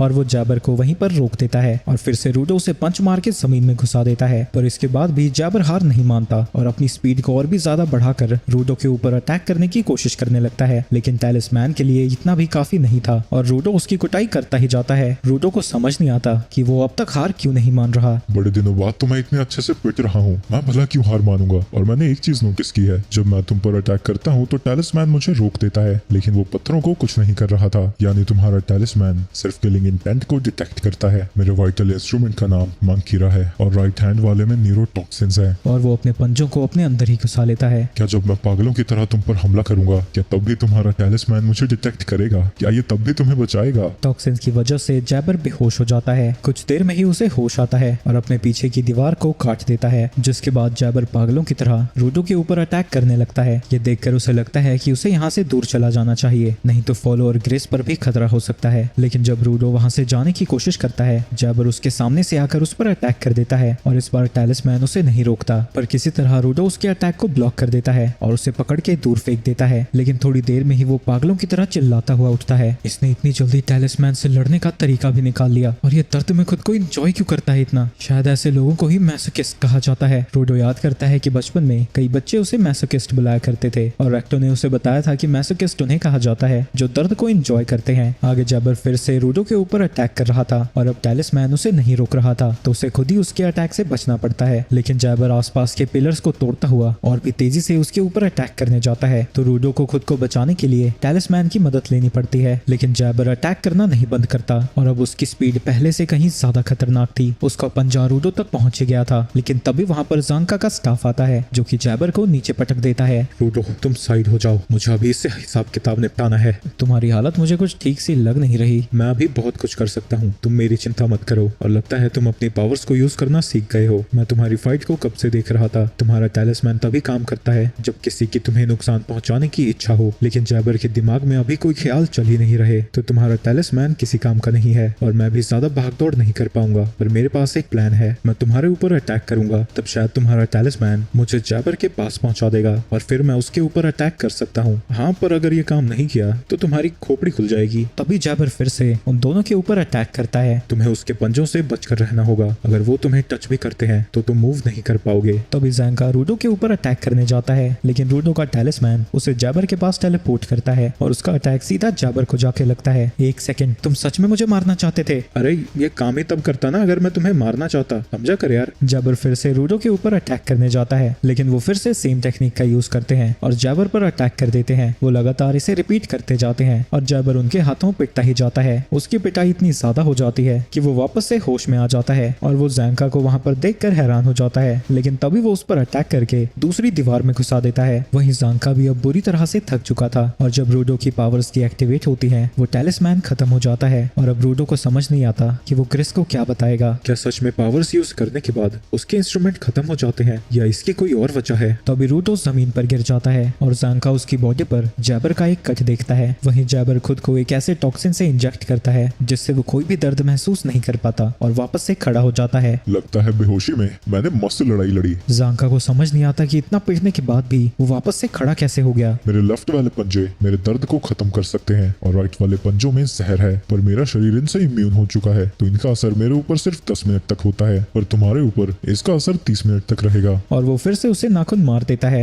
अगर मैंने मिशन पूरा नहीं किया तो बॉस मुझे बहुत सुनाएगा। जिसके बाद वो रूडो को लेकर वहाँ से जाने लगता है। एक सेकंड, वो दोनों तो पीछे ही रह गए और इससे मुझे कोई फर्क नहीं पड़ता। लेकिन जैसे ही वो बाहर आता है, वो अपने सामने रियो को देखता है और तभी एंजन आकर जैबर के ऊपर अटैक कर देता है और हम देखते हैं कि उसके अलावा और भी क्लीनर्स वहाँ आए हैं। ये जगह इतनी गहरी है कि यहाँ से लोग कॉल भी नहीं कर सकते। यही तुम्हारा प्लान था ना? वो तो शुक्र है कि तुम दूसरे टाउन में जाकर हमें कांटेक्ट कर पाई। टोमे को ग्रेस और बाकी सबकी फिक्र होने लगती है। फिक्र मत करो, ग्रेस और बाकी सब इतने कमजोर नहीं है। तुम बाकी सबके साथ उन्हें ढूंढकर बाहर लेकर आओ। वहीं जैबर इतने सारे ताकतवर लोगों को देखकर बहुत खुश था और कहता है कि उन सबको देखकर उसके अंग अंग में झुरझुरी सी हो रही है। तुम इस पागल से लड़ रहे थे इतनी देर से? उसने हमारे टीम मेंबर्स को चोट पहुंचाई है, मैं उसे जिंदा नहीं छोड़ूंगा। लेकिन एक और क्लीनर डेलमॉन को शांत कराता है। वहीं जैबर वहां से भागना चाहता था, लेकिन बिना मिशन को कंप्लीट किए वो वापस नहीं जा सकता, तो वो उनसे लड़ने के लिए खड़ा हो जाता है। लेकिन तभी उसके पीछे थोनी आ जाती है और उससे कहती है कि अब जाने का समय हो चुका है। लेकिन जैबर नहीं जाना चाहता था। वहीं अंजन को समझ नहीं आता कि वो लड़की कहाँ से आ गई। थोनी जैबर को बताती है कि उसने बॉस के चेहरे पर एक बड़ी सी स्माइल देखी थी, जो देखकर जैबर बहुत खुश होता है और जाने के लिए तैयार हो जाता है। रियो देखती है कि उनके पीछे मैन होल में एक पोर्टल जैसा दिख रहा था। वहीं जैबर रूडो की तारीफ करता है और कहता है कि वो भले ही ऊपर से आया हो, लेकिन फिर भी काफी ताकतवर है। लेकिन रूडो अब भी उससे बदला लेना चाहता था, जो देखकर जैबर खुश हो जाता है। तभी उसकी नजर उसके ग्लव्स के लोगो पर जाती है। वाह, तुम्हारे पास भी उस सीरीज का सामान है। बॉस को ये पता लगेगा तो बहुत खुश होंगे। अभी तो मैं जा रहा हूँ, पर मेरे वापस आने तक अपने ग्लव्स का ध्यान रखना। जिसके बाद वो दोनों उस पोर्टल के थ्रू चले जाते हैं और उनके अंदर जाते ही वो पोर्टल बंद होकर गायब हो जाता है। इसके बाद सभी लोगों को बेसमेंट से बाहर निकाल लिया जाता है। रूडो ग्रेस के पास जाकर उससे माफी मांगता है और ग्रेस कहता है कि वो टैलिस्मैन उसे बहुत प्यारा था, लेकिन वो रूडो के काम आया,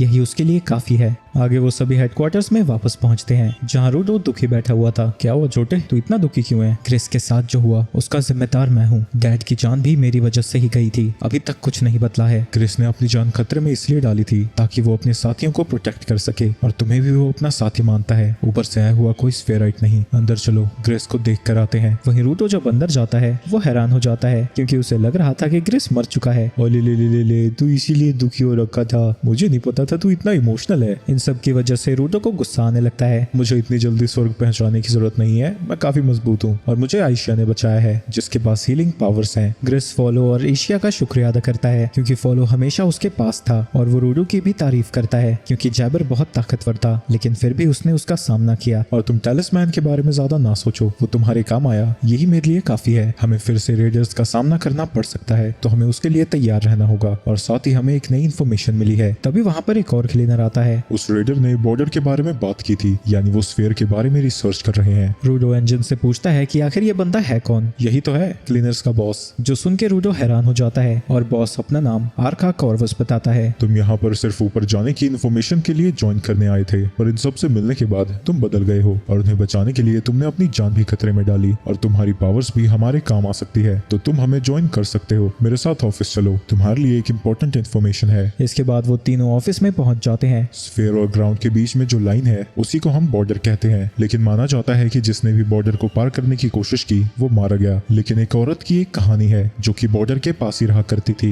एक बार एक ट्रैवलर नोमैन्स लैंड में गुम हो गया और उस औरत ने उसकी मदद की थी। वो बंदा उससे पूछता है कि वो नोमैन्स लैंड में क्यों रहती है, तो वो बताती है कि वो ऊपर से गिरने वाले लोगों को देखती है। लेकिन खास बात यह है कि वो कुछ ऐसे लोगों को भी देखती थी जो कि सेफली ऊपर और नीचे होते रहते हैं। यानी मैं अगर उनमें से एक को भी ढूंढ लूं तो मुझे पता लग सकता है कि ऊपर कैसे जाना है, और हमें ये भी पता लग जाएगा कि तुम नीचे गिरकर भी जिंदा कैसे बच गए। लेकिन ये रास्ता बहुत खतरनाक होने वाला है, तो तुम अब भी जाना चाहते हो या यहीं पर रुकना चाहते हो? मुझे इससे कोई फर्क नहीं पड़ता, मैं जाना चाहता हूँ। और जब एंजन अंदर आता है वो देखता है कि रूडो ने अपनी क्लीनर्स वाली यूनिफॉर्म पहन ली थी। दूसरी तरफ हम जांका को देखते हैं जो कि किसी चीज से डरा हुआ था। इसके बाद हम 6 घंटे पहले का सीन देखते हैं, जहाँ फॉलो रूडो को उस औरत को ढूंढने से जाने के लिए रोक रहा था, लेकिन रूडो रुकने को तैयार ही नहीं था। तभी एंजन पीछे से आता है। अबे भोंदू, इतनी खतरनाक जगह पर तुम ऐसे ही नहीं जा सकते। तुम्हें मरने की इतनी ही जल्दी है तो पहले गर्लफ्रेंड बना और उससे बोल कि उसकी दोस्त ज्यादा सुंदर है। तुम्हें ढंग से अपनी पावर्स का यूज करना भी आता है ना? तुम उसकी लिमिट्स जानते हो, ना ही कमजोरी ना ही ताकत। मैं भी तुम्हारे साथ आ रहा हूँ। अगर तुम अकेले गए तो एक दिन में ही मारे जाओगे। और तुम्हें शायद नहीं पता, पर क्लीनर सिर्फ ट्रैश मॉन्स्टर्स को मारते नहीं है, उन पर रिसर्च भी करते हैं। तो वहाँ जाकर हमारा भी फायदा होगा। और तुम भूले तो नहीं हो ना, हमें रेडर से भी बचकर रहना होगा। भला उन जैसे लोग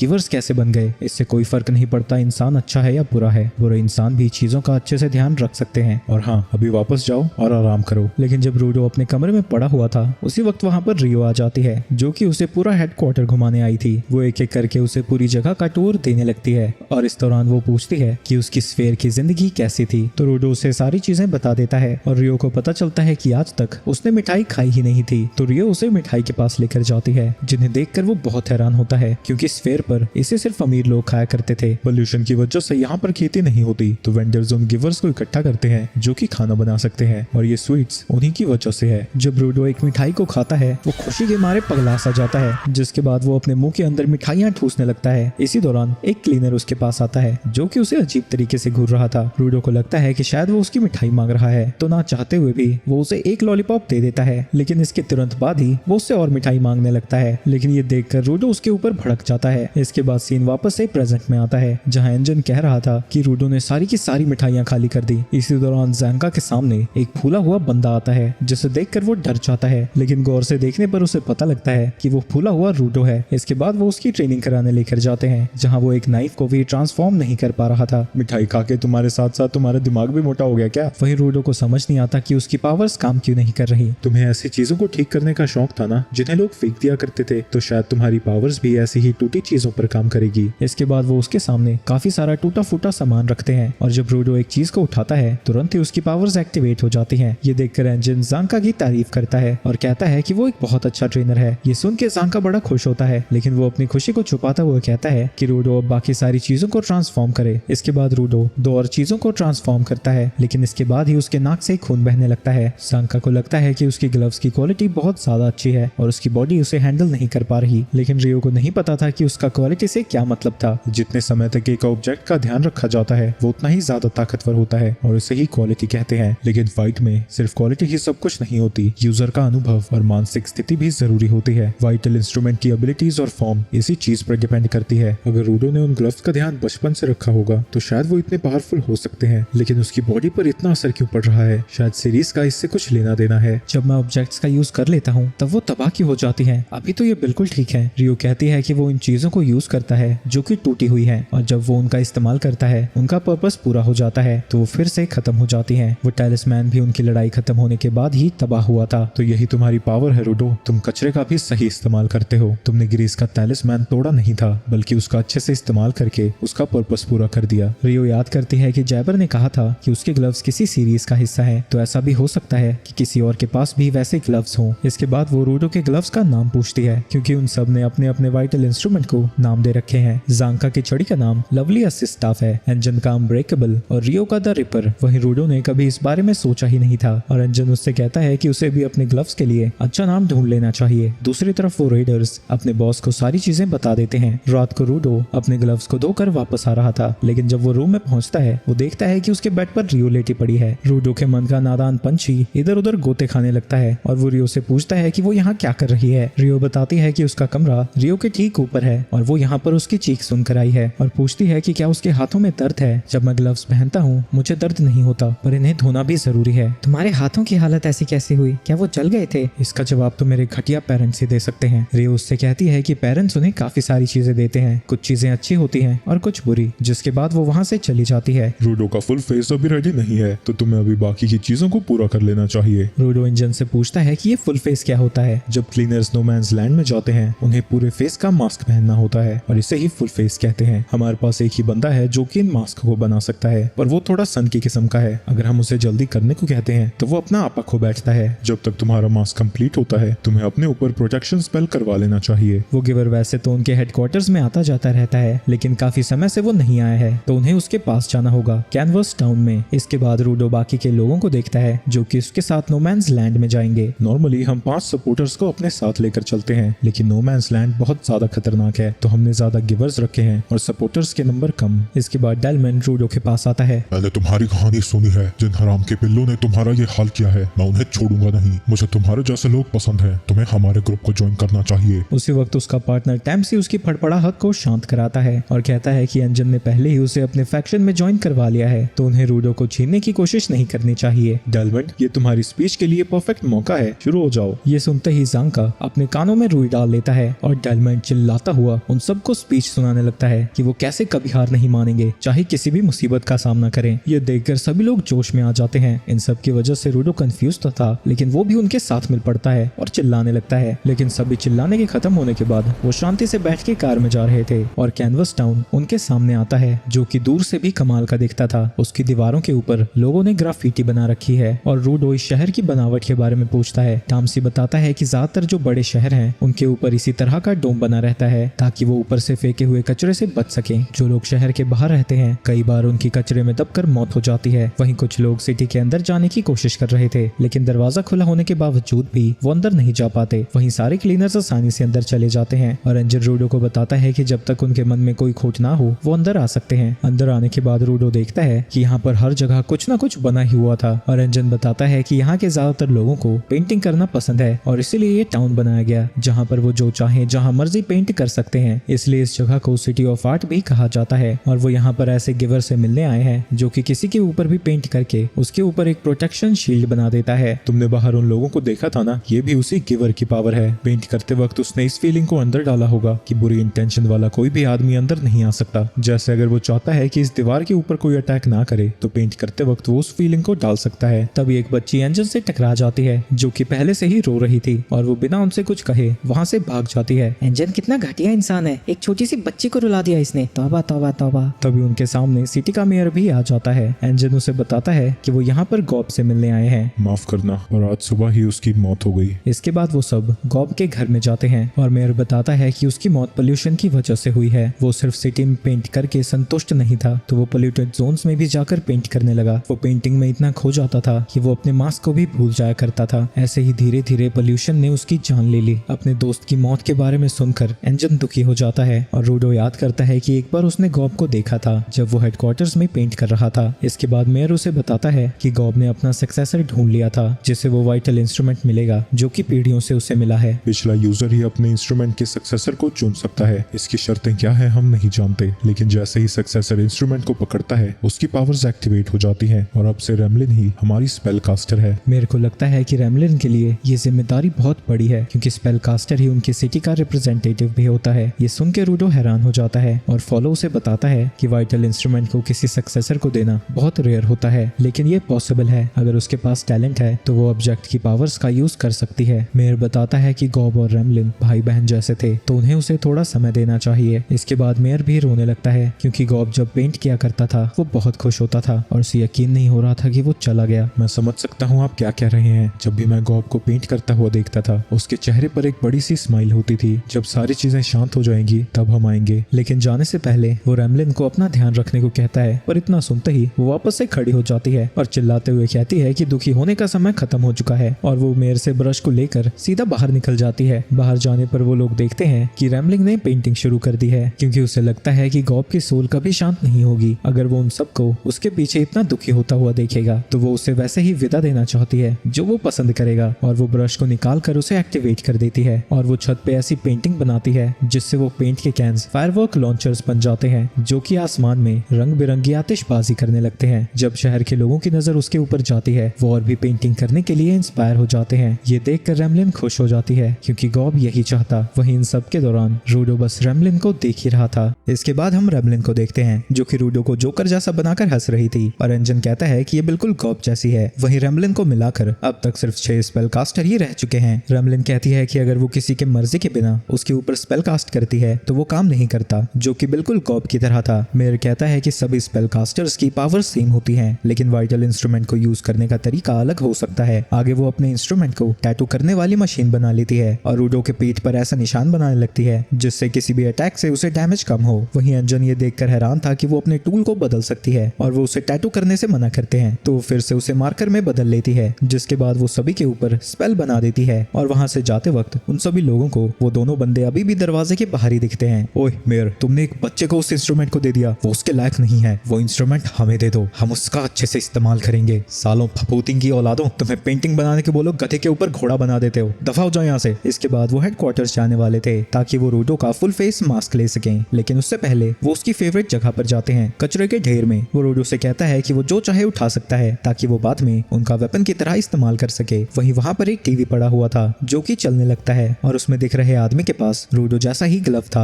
आगे वो हेडक्वार्टर्स में पहुंचते हैं जहां अगस्त ने रूडो का मास्क बनाकर तैयार कर दिया है और हमें पता चलता है कि उसकी बहन आयशा है। इसके बाद वो सभी लोग रूडो के चोकर पर अपनी खून की बूंद लगा देते हैं और बताते हैं कि इससे वो उन सब से बात कर सकता है जिनका खून इस पर लगा है। गजब का खूनी फोन है यार, पर ये भी किसी गिवर नहीं बनाया होगा। चलो रूडो, अब हमें अपना खून दो। आगे वो नो मैंस लैंड की तरफ निकल जाते हैं और इस कचरा प्रेमी ने जरूरत से ज्यादा कचरा उठा रखा है। आगे वो लोग नो मैंस लैंड में पेंटा नाम की जगह पर पहुंचते हैं जो कि रेगिस्तान जैसा दिख रहा था, लेकिन असल में ये कचरा ही है जो कि समय के साथ गल कर रेत बन चुकी है। तभी उन्हें अपने सामने एक बीस्ट दिखता है। चलो रूडो, उसे ठिकाने लगा दो। और रूडो उस बीस्ट से लड़ने के लिए आगे बढ़ जाता है। वहीं दूसरी तरफ जैबर और उसका बॉस उसी डेजर्ट के बारे में बात कर रहे थे। वहीं डेजर्ट में टॉमी सारी चीजों का रिकॉर्ड लिख रही थी। वहीं उन सब लोगों के सामने स्कॉर्पियन की तरह दिखने वाले बीस्ट आए हैं, जहां रियो अपनी सीजर से उन सबको हराती जाती है। वहीं ज़ांका की तरफ भी एक बीस्ट आ रखा है, जिससे वो बिना किसी मुश्किल के हरा देता है, लेकिन उसे हराते ही वो चारों तरफ से स्कॉर्पियन से घिर जाता है। लेकिन तभी वहां पर एंजन आता है और अपने एक ही अटैक से सभी स्कॉर्पियंस को हरा देता है। लेकिन एक स्कॉर्पियन अभी भी बचा हुआ था, तो एंजन उसे हराने के लिए रूडो को भेजता है, जो कि उससे लड़ने के लिए कीबोर्ड निकालता है और उनकी की कैप्स को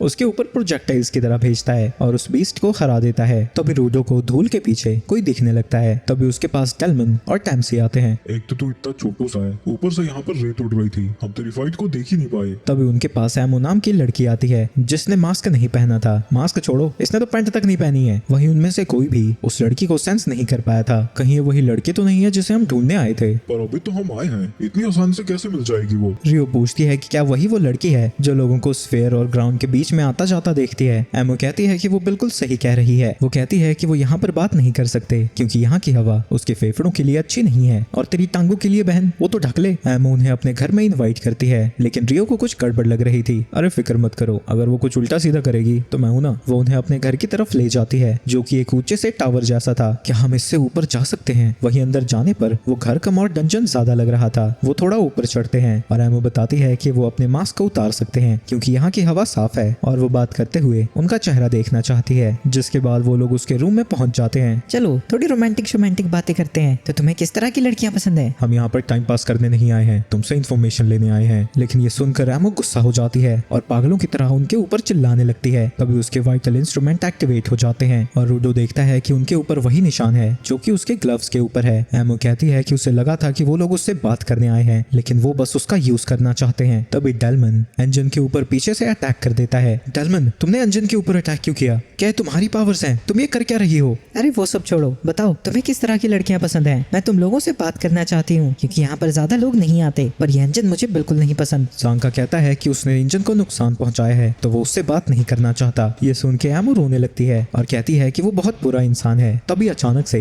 डेलमन ज़ांका के ऊपर अटैक करने लगता है और कहता है कि उसकी लड़ने की वजह एमो ही है और वो उसके लिए कुछ भी कर सकता है। सभी को लग रहा था कि वो लड़की डेलमन को कंट्रोल कर रही है, पर टैम्सी कहता है कि ऐसा बिल्कुल नहीं है, जो सुन के सभी लोग हैरान हो जाते हैं। एमो कहती है कि डेलमन उसका नंबर 1 फैन है। मैं नहीं मानता, डेलमन लौंडिया बाजी के चक्कर में अपने दोस्तों को धोखा नहीं देगा। डेलमन अपने वाइटल इंस्ट्रूमेंट को एक्टिवेट करता है और एमो कहती है कि उनके बीच में उसका एक और फैन बन चुका है। वहीं रूडो को स्फेयर वाले ऑफिसर्स दिखने लगते हैं जिनसे वो बहुत डरता था। तभी टैम्सी उसे डेलमन के अटैक से बचाता है, जिसके ऊपर भी वो पानी गिरेगा वो उसे ऑब्जॉर्ब करने लगता है और बढ़ता जाता है, और अगर हमने उसे ज्यादा ऑब्जॉर्ब कर लिया तो हमारे शरीर फट जाएंगे। उन्हें समझ नहीं आता कि एमो ने उसके ऊपर आखिर कर क्या दिया है। तभी रियो डेलमन से लड़ने जाने लगती है, पर ज़ांका उसे रोकने की कोशिश करता है। क्या तुम हमारी साइड हो? उसने कहा था कि हमारे बीच उसका एक और फैन है। वहीं जब उसका ध्यान भटका हुआ था, डेलमन उसके ऊपर अटैक कर देता है, जिससे दीवार में एक बड़ा सा छेद हो जाता है। लेकिन रियो ने किसी तरह उसके अटैक को डॉज कर लिया था। टैम्सी रूडो को तैयार होने के लिए कहता है, लेकिन वो खुद में ही बड़बड़ा रहा है और हम देखते हैं कि वो असल में अपनी पुरानी मेमोरीज में है और उन ऑफिसर से डरा हुआ है। उन सभी को कुछ जानी पहचानी स्मेल आने लगती है और हमें पता चलता है कि एमो की पावर्स उन्हें जानी पहचानी स्मेल सुंघाती है, जिससे वो सभी अपनी खुशनुमा यादों में पहुंच जाते हैं और इसी की वजह से वो लोग उससे प्रोटेक्ट करना चाहते हैं। ज़ांका और टैम्सी अपने मास्क को पहन लेते हैं ताकि उसकी एबिलिटी उनके ऊपर काम ना करे। वहीं रूडो देखता है कि चीवा को ऑफिसर्स अरेस्ट कर रहे हैं और वो उसे बचाने जाता है, लेकिन असल में वो ज़ांका और टैम्सी पर अटैक कर रहा था।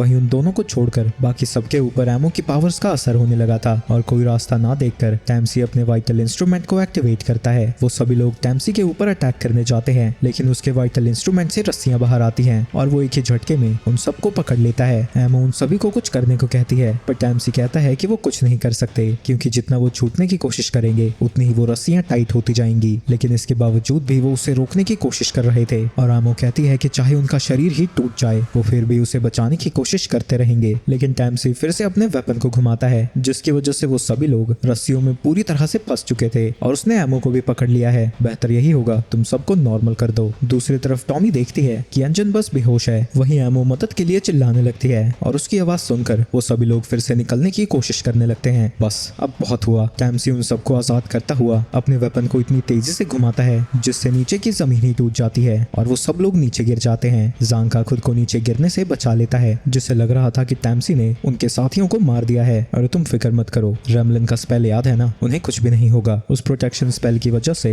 रूडो के जख्म ठीक हो जाते हैं। वहीं एंजन एमो के पीछे आता है और बताता है कि उसने एक जूता उसका निकाल लिया है। एमो उससे कहती है कि वो उसे ना छुए क्योंकि इससे उसके ऊपर से एक ऐसे इंसान की स्मेल चली जाएगी जो उसके लिए बहुत इंपॉर्टेंट है। एंजन कहता है कि वो अपनी पावर्स को डीएक्टिवेट करे तो वो जूते वापस कर देगा, पर बिना दोनों जूतों के एमो की पावर्स अपने आप ही डीएक्टिवेट हो चुकी हैं और वो सभी लोग फिर से होश में आ गए हैं। और सभी लोगों के मास्क पहनने के बाद एंजन उसके जूते वापस कर देता है, जिसके बाद वो फिर से बड़बड़ करना शुरू कर देती है। तभी रूडो अपने मास्क को हटा लेता है और उसकी तरफ बढ़ने लगता है। दूसरी तरफ क्लीनर्स के एचक्यू में कॉर्वस सैमू से पूछता है कि उसे रूडो में आखिर दिखता क्या है। सैमू बताती है कि उसने रूडो में ऐसा कुछ देखा है जो कि पहले किसी में भी नहीं दिखा। उसके अंदर एक कर्स बढ़ रहा है जो शायद पूरी दुनिया को खत्म कर दे। वहीं एमो को लग रहा था कि वो उसे सूंघना चाहता है, इसलिए उसने अपना मास्क हटाया, लेकिन तभी रूडो उसे पंच कर देता है और लगातार उसे पंच करता ही रहता है। तो बाकियों को आकर उसे पीछे खींचना पड़ता है। ग्रेस कहता है कि उसने ज्यादा कर दिया, वो एक लड़की है, क्या फर्क पड़ता है वो लड़की है या लड़का, उसने हमें मारने की कोशिश की थी तो हमें अब इन्फॉर्मेशन कहाँ से मिलेगी। तभी रूडो देखता है कि एमो बेहोश हो गई है और उसने सच में उसे कुछ ज्यादा ही मारा है। इसके बाद एंजन रूडो को वहां से ले जाने लगता है और टॉम से उसकी मरहम पट्टी करने को कहता है। रूडो बताता है कि स्फेयर पर उसके फादर ने उसे अपने गुस्से को कंट्रोल करना सिखाया था, लेकिन यहाँ आने पर वो समझ चुका है कि अगर वो गुस्से को अपने अंदर ही रखेगा तो कभी नहीं जीत पाएगा। पर अब उसे लग रहा है कि वो बिल्कुल पहले जैसा बन चुका है, जो अपने अंदर के अंधेरे को कंट्रोल नहीं कर सकता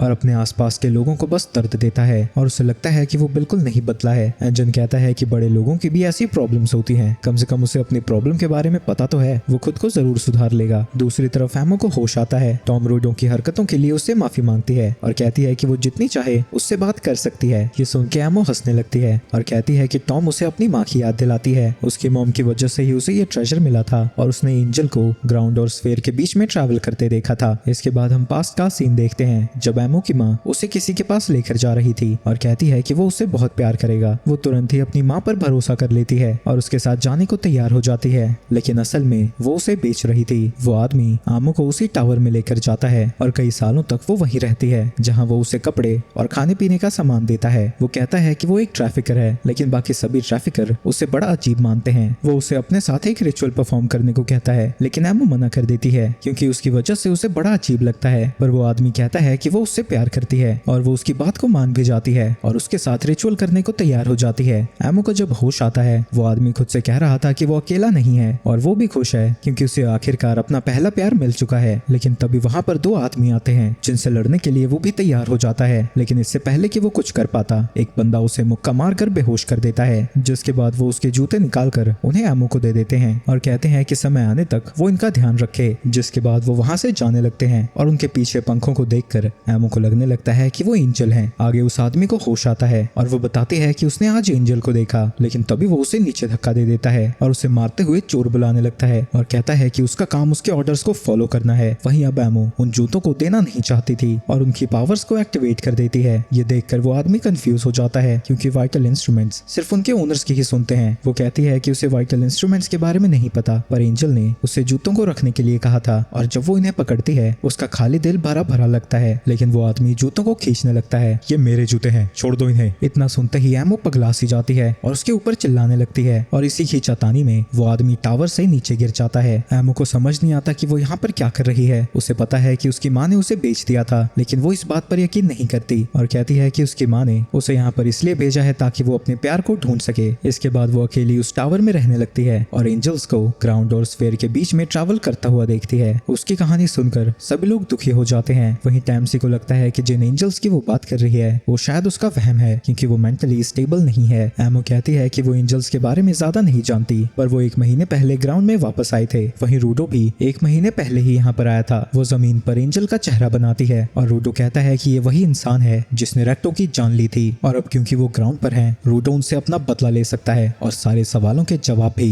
एमो रोने लगती है क्योंकि वो समझ चुकी थी कि वो आदमी उससे प्यार नहीं करता था। वो यहाँ पर अकेली थी, इसलिए वो किसी के यहाँ पर आने का इंतजार कर रही थी। इसके बाद वो सभी लोग वहाँ से जाने लगते हैं। एमो कहती है कि कुछ समय के लिए वो इसी टावर में रहेगी, लेकिन जब भी उन्हें समय मिले वो उससे मिलने जरूर आए। वो लोग वहाँ से निकल जाते हैं। दूसरी तरफ एमो सोच रही थी कि अगली बार जब वो लोग यहाँ आएंगे वो यहीं पर कुछ समय साथ में रहेंगे, लेकिन तभी उसके पीछे कोई आ जाता है, जिसके बाद हमें बस उसकी चीखें सुनाई देती हैं। आगे हम जाबा को वहाँ से जाता हुआ देखते हैं, जो कहता है कि जो वो चाहता था वो उसे मिल चुका है। वहीं बोरियत के मारे एंजन बुरी तरह से गाड़ी चला रहा था और रूडो देखता है कि रियो को दर्द हो रहा है क्योंकि की जो इंजरीज जानलेवा नहीं थी उसे प्रोटेक्टिव स्पेल ने ठीक नहीं किया। तो एंजन उसे डॉक्टर के पास लेकर जाता है, जो वही डॉक्टर है जिसने रूडो को ठीक किया था। एंजन बताता है कि वो पहली डॉक्टर थी जिसने बॉडी पोल्यूशन ठीक किया था, लेकिन इतने समय तक उससे एक्सपोज होने की वजह से उसका बिहेवियर ऐसा हो चुका है। उसका नाम एलिस है। जिसके बाद वहाँ पर अगस्त आयशा के साथ आता है, जो कि उसे दादी कहकर बुला रहे थे। मिलने के बाद वो दोनों वहाँ से चले जाते हैं और अगस्त उनसे शेल्टर ढूंढने को कहता है क्योंकि जल्द ही कबाड़ की बारिश होने वाली है। वो छुपने की एक जगह ढूंढ लेते हैं और एंजन बताता है कि इस बारिश की वजह से कई लोगों की जान जा चुकी है और इसी वजह से ग्राउंड के लोग स्फेयर से नफरत करते हैं। रियो पूछती है कि रूडो और एंजल बॉर्डर को कैसे क्रॉस कर पाए थे। मुझे नहीं पता, मुझे अच्छे से याद नहीं है, पर मैंने कुछ तो देखा था। तभी उन्हें सेमू का कॉल आता है और वो उन्हें बताती है कि वो पीछे के रास्ते से आए क्योंकि कुछ लोगों ने उनके एचक्यू पर हमला कर दिया है। वो पीछे के रास्ते से अंदर जाते हैं और एंजन रूडो को बताता है कि वो उन लोगों को मराडर्स कहकर बुलाते हैं, जो कि एक क्रिमिनल ऑर्गेनाइजेशन है। वो एचक्यू के ऊपर अटैक करने लगते हैं और कहते हैं कि वो रूडो को उन्हें सौंप दें। अगर उन्होंने ऐसा नहीं किया तो वो पूरे बेस को डिस्ट्रॉय कर देंगे, लेकिन वो सामने से बस उनका ध्यान भटका रहे हैं और बाकी के उनके साथी साइड से अंदर जाने की कोशिश कर रहे हैं। तभी वो लोग देखते हैं कि उनके रॉकेट लॉन्चर से कुछ भी नहीं बिगड़ा था और उनके साथी भी आकर बताते हैं कि वो बिल्डिंग के अंदर नहीं जा पा रहे। सैम उन्हें बताती है कि अंदर आने के लिए उन्हें इनविंसिबल शट इन की परमिशन चाहिए होगी। ये बंदा बेसिकली इंट्रोवर्ट है जिसे लोगों से मिलना जुलना बिल्कुल नहीं पसंद। सैमू उन सबसे लड़ने बाहर आती है। एक बंदा उसके ऊपर रॉकेट फायर कर देता है, लेकिन सैमू अपनी पावर से टाइम को स्लो कर देती है और रॉकेट को वापस उन्हीं की तरफ फेंक देती है। जिसके बाद वो सभी लोग उसके ऊपर फायर करने लगते हैं, लेकिन अपनी एबिलिटी की वजह से वो उन सारी बुलेट्स को डॉज कर रही थी और बड़ी आसानी से उन सबको हरा देती है। इसके बाद वहाँ पर एंजन भी पहुंच जाता है। वहीं सैमू सोच रही थी, इन लोगों को कैसे पता चला कि यहाँ पर एक स्फेराइट है। आगे हम एक आदमी को देखते हैं जो कि अपनी थकान मिटाने के लिए हमेशा यहाँ पर आता है, लेकिन क्लीनर्स को देखकर उसकी हालत खराब हो रखी है और जब उसकी नजर रूडो पर जाती है उसे लगता है कि वो कभी भी उसे खा जाएगा और डर के मारे वो वहाँ से भाग जाता है। वो सब लोग खाना खाने लगते हैं, पर रूडो कहता है हमारे बेस पे अभी अभी अटैक हुआ था, खाना खाने का समय नहीं है। पर क्रिस कहता है कि उन्हें आराम भी करना चाहिए और उनके बेस पर यह पहला अटैक नहीं था और सैमू ने हर बार अटैकर्स को हराया है। वो तो बहुत ताकतवर है, तो उसे बस रिसेप्शनिस्ट बनाकर क्यों रखा है। एंजन बताता है कि उसके ग्लासेस ट्रैश बीस्ट के सामने उतने काम नहीं करते और वैसे भी उसे ऑफिस में काम करना पसंद है। रियो बताती है कि सभी गिवर्स ट्रैश बीस्ट से नहीं लड़ते। जो अपने इंस्ट्रूमेंट की पूरी ताकत का यूज करना चाहते हैं वो अटैकर्स बनते हैं और जो उन्हें संभाल कर रखना चाहते हैं वो डिफेंडर्स। तभी एक लड़की वहाँ पर आती है और बताती है कि वो टीम चाइल्ड से है, लेकिन रूडो एक मेंबर को पहचान जाता है और कहता है कि वो उसे अपना खाना नहीं देने वाला। वो लड़की रूडो से मिलने आती है पर वो उसे नहीं पहचानता, तो वो कहती है कि जब वो क्लीनर्स के रूम में आया था वो भी वहाँ पर थी। इसके बाद उनका लीडर ब्रो उन सबका इंट्रोडक्शन देता है। उस लड़की का नाम गीता है, इस छोटू का नाम डियर सेंटा और उनके लीडर का नाम ब्रो सेंटा है। गीता रूडो से ऊपर की दुनिया के बारे में पूछने लगती है, पर ब्रो उसे समझाता है कि यहाँ वो ऐसी बातें नहीं कर सकते। एंजन कहता है कि उन अटैकर्स को भी रूडो के बारे में एक आदमी ने बार में ही बताया था, वो भी फ्री में, और एंजन को लगता है कि ऐसा करके वो ये टेस्ट करना चाहते थे कि एचक्यू में घुसना कितना मुश्किल होगा। रूडो साइड में जाकर बैठ जाता है। क्या हुआ बच्चे, तुम्हारे पीछे रेडर्स पड़े हैं क्या? संभल कर रहना, रेडर्स का नया बॉस आया है, अगर तुम सावधान नहीं रहे तो वो तुमसे तुम्हारा सब कुछ छीन लेंगे। और वो उसे एमो के जूते दिखाता है। मैं ही हूँ रेडर्स का लीडर। ये सुन के सभी उसके ऊपर अटैक करने जाते हैं, लेकिन वही लड़की अपने पोर्टल को ओपन करती है जिसके अंदर सारे क्लीनर्स खींचे चले जाते हैं और एक बड़े से अंधेरे कमरे में गिरते हैं जहां उनके सामने सारे रेडर्स खड़े थे और वो लड़ने के लिए तैयार हो जाते हैं। रूडो उनसे एमो के बारे में पूछता है और एंजन बॉस से पूछता है कि उसे क्या चाहिए। अभी तक सब कुछ मेरे प्लान के हिसाब से ही चल रहा है। तभी उनके साइड से बहुत सारा कचरा बाहर आने लगता है और बॉस रूडो को वहां से खींच लेता है, पर बाकी सब कचरे के ढेर में बहते चले जाते हैं। एंजन जांका से कहता है कि वो बहाव के खिलाफ ना जाए वरना वो डूब जाएगा, तो जांका भी कचरे के साथ बहने लगता है, लेकिन आगे दो रास्ते से, जिसकी वजह से वो दोनों अलग हो जाते हैं। दूसरी तरफ रेडर्स का बॉस उन्हें क्लीनर्स को ठिकाने लगाने का ऑर्डर देता है, जिसके बाद वो सभी लोग अलग अलग पोर्टल में चले जाते हैं। लीडर बताता है कि उसका नाम जोडल टाइफून है। तुम्हें हमारे साथ आ जाना चाहिए, हमारा गोल स्फेयर को खत्म करना है। मैं जानता हूँ तुम भी उन लोगों को जला देना चाहते हो। फालतू की बकवास करना बंद करो। तुमने एमो के साथ क्या किया और मेरे साथी कहाँ हैं? तुमने मुझे पहले ही अपना जवाब दे दिया था और टॉपिक बदलना बंद करो, मुझे ज्यादा बात करना पसंद नहीं है। ये तो कोई बात सुनने को ही तैयार नहीं है। रूडो को ऐसा लग रहा था कि जोडल ने सिर्फ अपनी बातों से उसे पकड़ कर रखा है और उसके पास इतना कचरा भी नहीं कि वो उससे लड़ सके। तुमने क्लीनर्स को ज्वाइन क्यों किया था? क्योंकि मैं वापस से स्फेयर पर जाना चाहता हूँ। दूसरी तरफ रियो के पास एक नोर्ड नाम की रेडर आती है और रियो समझ जाती है कि उन सभी को अलग अलग कर दिया गया है ताकि सभी रेडर्स उनसे 1-on-1 फाइट कर सकें। और नोर्ड कहती है कि अगर उन्होंने अपने मिशन को कंप्लीट नहीं किया तो जोडल उन्हें सजा देगा। दूसरी तरफ जैबर जांका के ऊपर अटैक करने जाता है, लेकिन जांका उसके अटैक्स को ब्लॉक कर कर रहा था और उन दोनों की टक्कर बराबरी की लग रही है। तभी जैबर को जमीन पर एसिड दिखता है और वो उसके पास चला जाता है ये चेक करने के लिए कि उसके हाथ डालने पर क्या होगा। उस तेजाब से उसके हाथ जलने लगते हैं। तभी ज़ांका देखता है कि उसकी लेफ्ट क्लॉ तेजाब को अब्सॉर्ब कर चुकी है। जैबर कहता है कि उसके राइट क्लॉ में न्यूरोटॉक्सिन है, लेकिन कभी कभी वो उससे बोर हो जाता है तो वो अपने लेफ्ट क्लॉ से दूसरी चीजों का एक्सपेरिमेंट करता है। वो ज़ांका के ऊपर एसिड थ्रो करता है, लेकिन ज़ांका जमीन को उठाकर खुद को बचा लेता है और जैबर की तरफ फ्लिप कर देता है, जिससे जैबर उस चट्टान के नीचे दब जाता है। लेकिन ज़ांका जानता था कि वो अभी भी जिंदा है। तभी अपनी जायंट क्लॉ का यूज करके जैबर वहां से बाहर आ जाता है और वो बहुत खुश था क्योंकि अब फाइनली वो अपनी पूरी ताकत के साथ लड़ सकता है। दूसरी तरफ एंजन एक रेडर का इंतजार करते करते बोर हो चुका है, लेकिन वो रेडर बाहर ही नहीं आ रहा और उससे एंजन बड़ा कूल लगता है। दूसरी तरफ डियर और ब्रो का अपोनेंट उन्हें बताता है कि वो अंडरग्राउंड है और रियो देखती है कि उसका चोकर काम नहीं कर रहा क्योंकि वो सरफेस पर नहीं है। वो नॉट के ऊपर अटैक करने जाती है और उसके बालों को काट देती है। रियो को लगता है कि उसका वाइटल इंस्ट्रूमेंट वो कंकी है तो वो जरूर अपने बालों से लड़ती होगी, लेकिन जब वो उसके ऊपर दोबारा अटैक करने जाती है वो हिल नहीं पाती और नॉट बताती है कि उसका वाइटल इंस्ट्रूमेंट उसके बालों में इलेक्ट्रिसिटी बनाता है तो अगर वो उसे छुएगी तो उसे झटका लगेगा। दूसरी तरफ वो पोर्टल वाली लड़की अपने पोर्टल से सबके ऊपर नजर रख रही थी। तभी वो देखती है कि एक रेडर जरूरत से ज्यादा इंफॉर्मेशन दे रहा है। क्या ये लड़का तुम्हारा बेटा है? नहीं, ये मेरा बेटा नहीं है, पर मैं इसे अपने बच्चे जैसा ही समझता हूँ। हमें जल्दी से यहाँ से निकलना होगा क्योंकि अगर हम रात से पहले वापस नहीं गए तो डियर को नींद आने लगेगी। हाँ, ये है कितने साल का?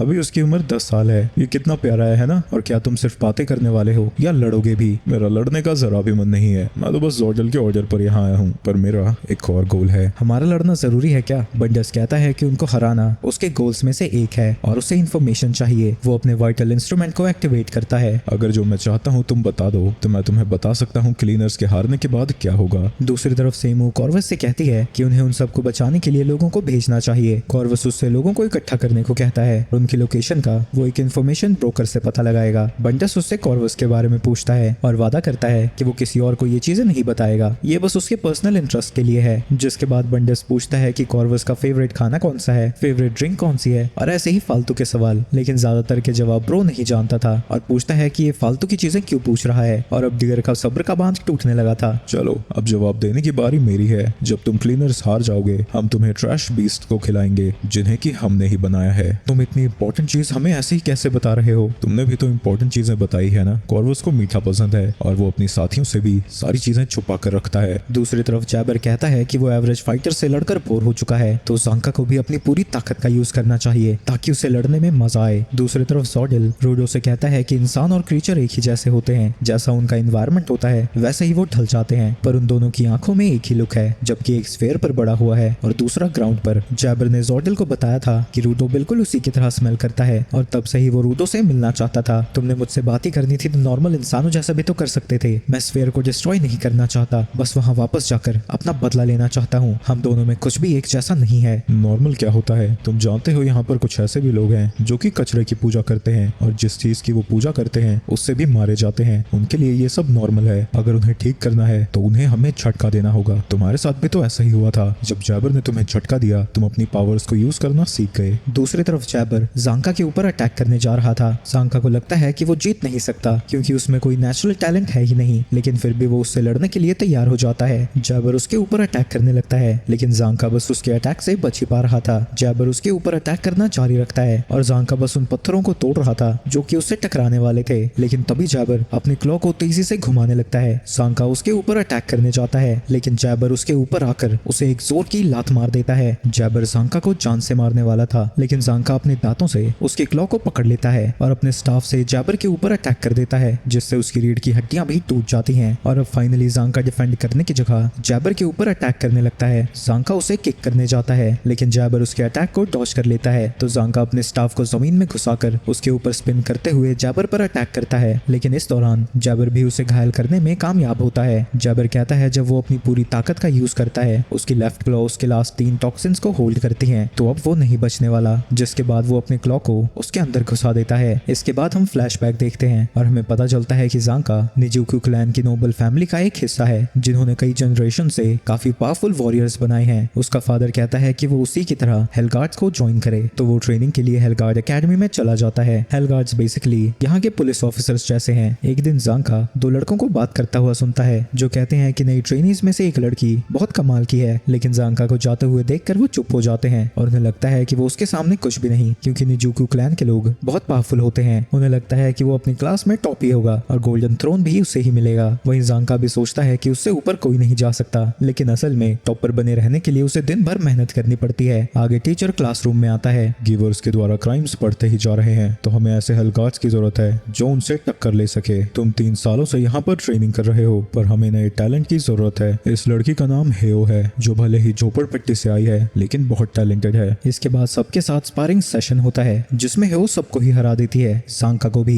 कमाल कर दिया तुमने। मुझे यकीन है कि गोल्डन थ्रोन तुम्हें ही मिलेगा। हमें पता चलता है कि गोल्डन थ्रोन उसे दिया जाता है जो कि उस साल का सबसे बेस्ट स्टूडेंट हो, पर उसके क्लासमेट्स उसे पसंद नहीं करते क्योंकि उन्हें वो घमंडी लगती है और वो उन्हें सिर्फ इसलिए हरा पाई क्योंकि उन्होंने उसका लड़ने का स्टाइल पहले नहीं देखा था। वहीं ज़ांका हंसता हुआ कहता है कि वो कमाल की है तो उसे भी अब ट्रेनिंग शुरू करनी होगी, लेकिन जैसे ही वो उन सब से दूर होता है वो गुस्से में अपने दांतों को पीसने लगता है। उसे यकीन नहीं होता कि वो उस लड़की से हार गया, वो किसी और को नंबर 1 होने नहीं देगा। वहीं हेयो उसकी सारी बातें सुन लेती है। वो उससे कहता है कि वो कमाल की है और शायद गोल्डन थ्रोन भी उसे मिल सकता है। हेयो उससे पूछती है कि उस गोल्डन थ्रोन का मतलब क्या है। ज़ांका कहता है कि सब स्टूडेंट्स उस पर बैठना चाहते हैं क्योंकि सारे कमाल के हेलगार्ड्स उस पर बैठ चुके हैं, लेकिन हेयो को लगता है कि वो सिर्फ दूसरों को दिखाने के लिए उस चेयर पर बैठना चाहता है। वहीं अब उसके क्लासमेट समझ चुके थे कि हेयो सच में टैलेंटेड है और वो उससे दोस्ती करना चाहते थे। ज़ांका को सब लोग घटिया लगने लगते हैं, लेकिन सबसे ज्यादा घटिया वो खुद को समझता है क्योंकि वो खुद को सबसे बेहतर मानता था। अगली क्लास में टीचर उन सबको बहुत सारे वेपन्स दिखाता है और कहता है कि वो जो चाहे चुन सकते हैं। जहाँ सब लोग अच्छे अच्छे वेपन चुनते हैं, ज़ांका की नजर एक स्टाफ पर जाती है और वो उसी को चुनता है। उसे लगा था कि इसमें कोई स्पेशल पावर है। इसके बाद हम ज़ांका को देखते हैं जो कि 3 दिन से कुएं के नीचे बैठा हुआ है और अंजन के पूछने पर वो बताता है कि उस स्टाफ में कोई स्पेशल पावर नहीं थी, वो तो असल में वेपन भी नहीं है, वो लकड़ी बस गलती से उस ढेर में आ गई थी और बेचारा शर्म के मारे यहाँ पर बैठा हुआ है। वहीं हेयो ने एक खतरनाक सी तलवार चुनी थी। ज़ांका कहता है कि वो कुछ भी नहीं है, उसमें जरा भी टैलेंट नहीं, वो बस यहीं पर बैठकर मरना चाहता है। तुम्हें पता है ना वो स्टाफ स्पेशल नहीं है, फिर भी तुमने उसे अपने पास क्यों रखा है? क्या हार्ड वर्क टैलेंट को हरा सकता है? मैं उम्मीद करता हूँ जब मैं वापस आऊँ तो मुझे इसका जवाब जरूर दोगे। जिसके बाद ज़ांका कुएं से बाहर निकलता है। वहीं प्रेजेंट में ज़ांका अपने स्टाफ को समन करता है और खून की उल्टियां करता हुआ कहता है कि वो अभी नहीं हारा है, वो साबित कर रहेगा कि मेहनत टैलेंट को हरा सकती है। लेकिन असल में ये सब उसका वहम था।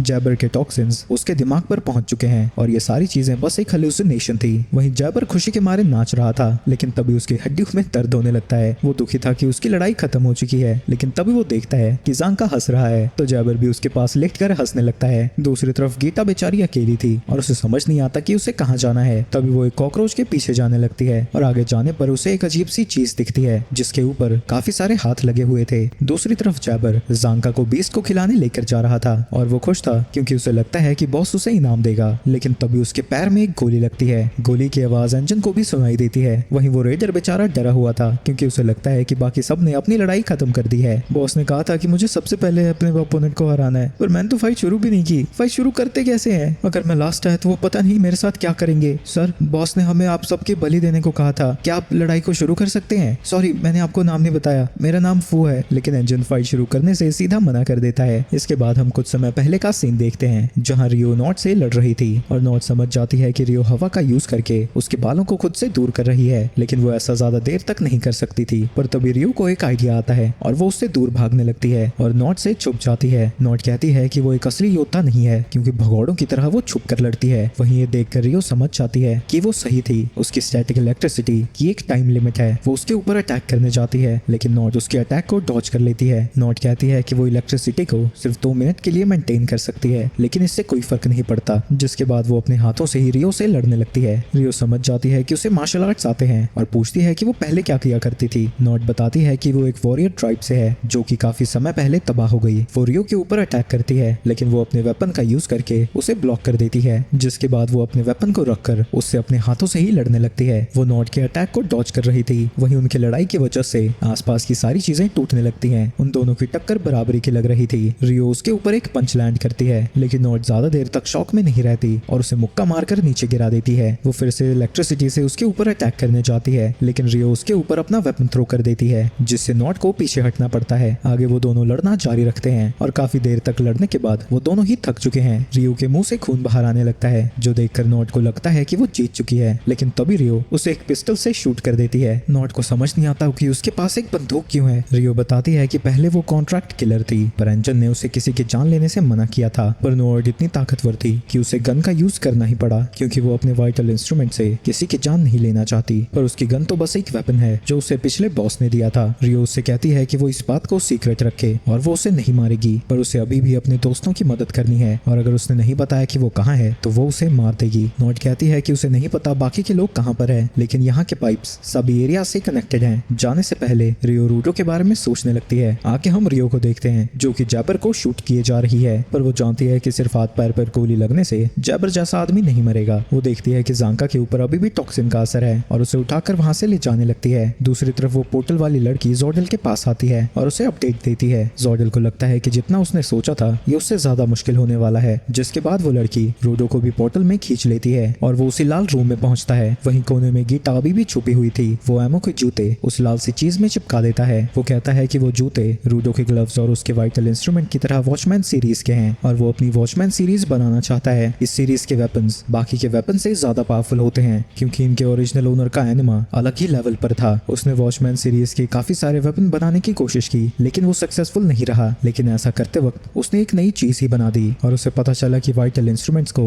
ट्रैश बीस्ट बनाने के लिए यूज किया जा सकता है और हमें पता चलता है कि वो लोग अभी एक ट्रैश बीस्ट के अंदर ही हैं और ये लाल सी चीज उस मॉन्स्टर का कोर है। इसके बाद हम पास्ट का सीन देखते हैं जब सभी लोग रूडो को एक कातिल का बेटा बुलाया करते थे। तब रेक्टो ने उसकी मदद की और उसे अपने घर लेकर आया, लेकिन उसके हाथों में बहुत ज्यादा दर्द होता था और पट्टियों से भी कोई फर्क नहीं पड़ा। जिसके बाद वो उन ग्लव्स को लेकर आया और रूडो याद करता है कि बगल में ही एक बुक भी थी जिसके ऊपर वही निशान बना हुआ था। उसे समझ नहीं आता जब सारे वेपन्स ग्राउंड पर थे तो रेक्टो के पास ये ग्लव्स फेयर पर कैसे आए और जोडेल कहता है कि इन सीरीज को यूज करके भी वो पागल नहीं हुआ है। तुम आखिर कहना क्या चाहते हो? ये सारे वेपन्स एक ही इंसान के हैं। सोचो उसकी जिंदगी कैसी बीती होगी अगर इस वेपन को कोई ऐसा यूज करेगा जिसके पास सब कुछ है। वो उसकी पावर से पागल हो जाएगा। हम दोनों के दिमाग सही इसलिए हैं क्योंकि हमने बहुत पहले ही अपनी इंसानियत का एक हिस्सा खो दिया था। मैं जानना चाहता हूँ कि क्या होगा जब कोई सारे वेपन्स को एक साथ पहनेगा। मेरा फेल हुआ एक्सपेरिमेंट एक ट्रैश बीस्ट में बदल गया जो कि और वाइटल इंस्ट्रूमेंट्स की सैक्रिफाइस के साथ इवॉल्व होता जा रहा है। हम इस जायंट ट्रैश बीस्ट का यूज करके स्फीयर तक उड़ कर जाएंगे। लेकिन जैसे ही गीता को पता लगता है कि वो एक ट्रैश बीस्ट के अंदर है वो खुश हो जाती है और कहने लगती है कि अब काइजू बैटल का समय हो चुका है। वहीं अंजन भी पूरी जगह को हिलता हुआ देखता है और अपने साथियों को ढूंढने जाने लगता है। वहीं फूस से लड़ने के लिए गिड़गिड़ाने लगता है, पर अंजन कहता है वो तब तक उससे नहीं लड़ेगा जब तक वो यहाँ से बाहर निकलने का रास्ता ना बता दे। वो बताता है कि वो लोग एक ट्रैश बीस्ट के अंदर हैं। वो किसी भी दीवार को तोड़कर बाहर निकल सकता है और उसके दोस्तों की लोकेशन उसे भी नहीं पता। वहीं ये सब कुछ सुनकर अंजन हैरान हो जाता है। दूसरी तरफ बंडस, ब्रो और डियर को भी बता देता है कि वो लोग ट्रैश बीस्ट के अंदर हैं जो कि उड़कर उन सबके साथ बॉर्डर को क्रॉस करने वाला है। जो सुन के वो दोनों ही लड़ने के लिए तैयार हो जाते हैं। अंजन कहता है कि ह्यूमंस के सामने वो थोड़े फीके हैं, लेकिन अगर लड़ाई ट्रैश बीस्ट के साथ है तो क्लीनर्स उन्हें अपनी असली ताकत दिखा सकते हैं। वहीं ब्रो को समझ नहीं आता कि वो बिना मास्क के सांस कैसे ले पा रहे हैं क्योंकि जितना बड़ा ट्रैश बीस्ट होता है उसके अंदर की हवा उतनी ही ज्यादा टॉक्सिक होती है। ये एक स्पेशल तरह का ट्रैश बीस्ट है और असली वजह मुझे भी नहीं पता। जिसके बाद ब्रो डियर को दीवार की तरफ फेंक देता है। बंडस को लगता है कि वो दीवार को तोड़ने वाला है, लेकिन उसके मुक्के से कुछ भी नहीं होता पर वो पंच करना जारी रखता है। अरे यार इसे वापस लाओ, इसे देखकर तो मुझे शर्म आ रही है। लेकिन ब्रो बंडस को ही पकड़ लेता है। बच्चों के साथ थोड़ा सब्र रखने की जरूरत होती है और जब बंडस ऊपर देखता है वो देखता है कि डियर के पंचेस से दीवार टूटने लगी है। बंडस बताता है कि डियर का वाइटल इंस्ट्रूमेंट हर पंच के साथ उस सामने वाले की पावर खींचता है जिससे उसका हर अगला पंच पहले से ज्यादा ताकतवर होता है और डियर पंच मारकर दीवार को तोड़ देता है। लेकिन ब्रो देखता है कि बाहर जाने के लिए उन्हें बहुत सारी दीवारें तोड़नी होगी। ये बच्चा तो सच में कमाल का है। तभी वो अपने वाइटल इंस्ट्रूमेंट को एक्टिवेट करता है जिससे मैकेनिकल हैंड्स बाहर आते हैं और वो खुद को आजाद कर लेता है। तुम दोनों को हराने पर जरूर मुझे कोई रिवॉर्ड मिलेगा। लेकिन तभी वहाँ की जमीन हिलने लगती है और वो पूरा ग्राउंड ही पलट जाता है क्योंकि वो ट्रैश बीस्ट अब उड़ने की तैयारी कर रहा है। वहीं डर के मारे उन दोनों की बुरी हालत हो रखी थी पर बंडस जानता है कि वो अब बॉर्डर को क्रॉस करने वाले हैं, लेकिन वो इस दौरान बचेंगे या नहीं वो कोई नहीं जानता। लेकिन ऐसी सिचुएशन में भी वो उन दोनों को हराना चाहता था और उनकी तरफ बढ़ने लगता है। लेकिन तभी एक कार आकर उनसे टकरा जाती है और वो तीनों उसके अंदर बैठे हुए थे। उन्हें समझ नहीं आता कि यहाँ पर हो क्या रहा है। बंडस ब्रो से कहता है कि कचरे से वो गाड़ी को दूर रखे, तो वो गाड़ी को स्टेयर करने की कोशिश करता है पर गिरती हुई गाड़ी कहाँ स्टेयर होगी। बंडस कहता है कि वो नशेड़ियों की तरह ड्राइव करना बंद करे और वो सभी डरने लगते हैं क्योंकि अगर वो टकरा गए तो वो तीनों के तीनों मारे जाएंगे। डियर गाड़ी से नीचे गिरने वाला था लेकिन बंडस उसे बचा लेता है और ब्रो से कहता है कि वो रोड पर ध्यान दे, यहाँ पता नहीं कब कौन सी पापा के परी ठोक देगी गाड़ी। लेकिन तभी ब्रो देखता है कि उसका स्टीयरिंग व्हील ही गायब हो चुका है और उनकी गाड़ी इधर उधर टकराने लगती है और उन तीनों को लगता है कि वो मरने वाले हैं। लेकिन बंडस हार नहीं मानता और वो अपने मैकेनिकल आर्म्स का यूज करके कचरों को तोड़ता जाता है। तभी ब्रो को एक मेटल पोल दिखता है और वो अपने वाइटल इंस्ट्रूमेंट को उससे बांधकर कार की डायरेक्शन को चेंज कर देता है और उसे यकीन नहीं होता कि ये सच में काम कर गया, क्योंकि वो एक पाइप के अंदर जा रहे थे, लेकिन अंदर जाने पर उन्हें एंजन दिखता है। साले गद्दारों, ऐसे टाइम में तुम एक रेडर के साथ रोड ट्रिप पर जा रखे थे। अरे तुम्हें ऐसे ही किसी के सामने अपना छाता नहीं रखना चाहिए। तभी वो जमीन पर फू को देखता है। ओए फू, तो इससे लड़ क्यों नहीं रहा है? मैं कुछ भी करता हूँ, ये मुझसे लड़ने को तैयार ही नहीं होते। पास के सीन में हम देखते हैं कि उसने अपनी अम्ब्रेला को उसके सामने पॉइंट तो किया था, लेकिन उसके बाद वो मुड़कर अपने दोस्तों को ढूंढने लगा। ब्रो कहता है कि उन्हें जल्दी से यहाँ से निकलना होगा, क्योंकि बॉर्डर्स को क्रॉस करते हुए लोग मारे जाते हैं। एंजन को लगता है कि रूडो फाइनली इस फेयर पर जा सकता है, और उसे समझ नहीं आता कि इतनी बड़ी सी चीज आखिर उड़ कैसे सकती है। तभी वो लोग नोटिस करते हैं कि उनके चोकर चलने लगे हैं, और सैमू उनसे उनकी हालत के बारे में पूछती है। एंजन उसकी प्यारी आवाज सुनकर बड़ा खुश होता है और उसे सब कुछ बता देता है। हम बॉर्डर को क्रॉस करते हुए शायद मरने वाले हैं, लेकिन वो बस उससे कहती है कि वो अपना काम करे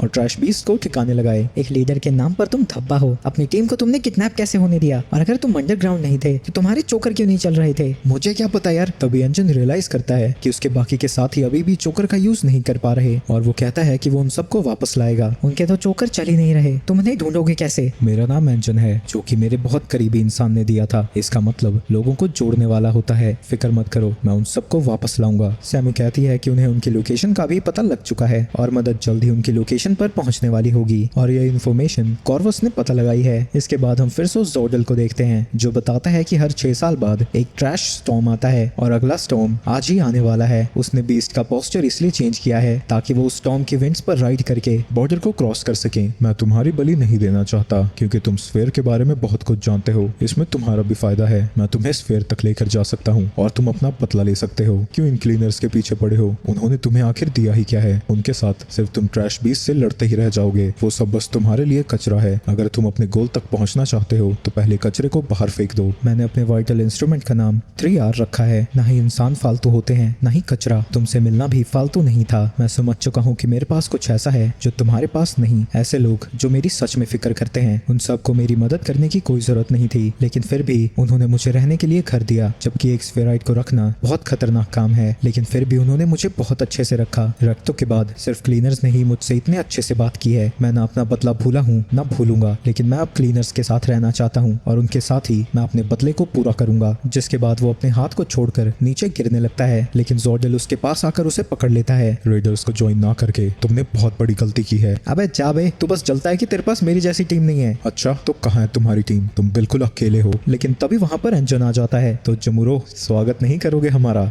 इसके बाद बाकी के क्लीनर्स भी वहां पर पहुंच जाते हैं। एंजन जांका को इतनी टूटी फूटी हालत में देखकर हैरान हो जाता है और रियो से पूछता है कि क्या उसने किसी की जान तो नहीं ली, लेकिन रियो कहती है कि ऐसा कुछ भी नहीं है। तभी वो ट्रैश बीस्ट हवा में उड़ने लगता है। बॉर्डर को क्रॉस करने का समय आ चुका है। तभी रूडो कोर की तरफ बढ़ने लगता है। बीस्ट को रोकने के लिए मुझे बस कोर को डिस्ट्रॉय करना होगा। वो अपने नेल गन को निकाल कर उसके ऊपर फायर करने लगता है, लेकिन बंडस के आर्म्स कोर को बचा लेते हैं। जिसके बाद वो ग्राउंड से बाहर आता है। मेरी अभी ट्रेनिंग चल ही रही है, लेकिन मुझे बाकियों से कम मत समझना। क्लीनर्स कोर की तरफ बढ़ने लगते हैं, लेकिन बंडस अपने हाथों से उन सबको भी रोक देता है और रूडो फिर से कोर को शूट करने की कोशिश करता है, लेकिन बंडस उसे पीछे धक्का दे देता है। जिसके बाद वो जमीन पर मुक्का मारता है। क्या तुम लोग बॉर्डर क्रॉस करने से पहले मुझसे आगे बढ़ सकते हो? मैंने तो अभी तक अपने एक हाथ का यूज भी नहीं किया है। दूसरी तरफ वो पोर्टल वाली लड़की नोट के पास जाती है, जो कहती है कि उसे अभी भी रियो से बदला लेना है। दूसरी तरफ रूडो को लगने लगता है कि वो कोर तक नहीं पहुंच पाएगा। एंजन आगे बढ़ने की कोशिश करता है, लेकिन उसके छाते को बंडस अपने हाथ से रोक देता है। रियो और बाकी सब उसकी मदद करने की कोशिश करते हैं, लेकिन बंडस के सामने वो लोग भी नहीं टिक पाते। इसका एक्सपीरियंस सबसे कहीं ज्यादा है। गीता इसे शायद रोक सकती, लेकिन वो लड़ने की हालत में है ही नहीं। वहीं जोडल भी इंप्रेस हो रखा था कि बंडस इतने सारे वाइटल इंस्ट्रूमेंट्स का यूज कर सकता है। आगे वहाँ वही पोर्टल वाली लड़की आती है, जो बताती है कि उसने जैबर को रिकवर कर लिया है और वो जोडल के साथ खेलना चाहता है। लगता है जैबर को फिर से सबक सिखाना पड़ेगा। दूसरी तरफ इतने सारे क्लीनर्स मिलकर भी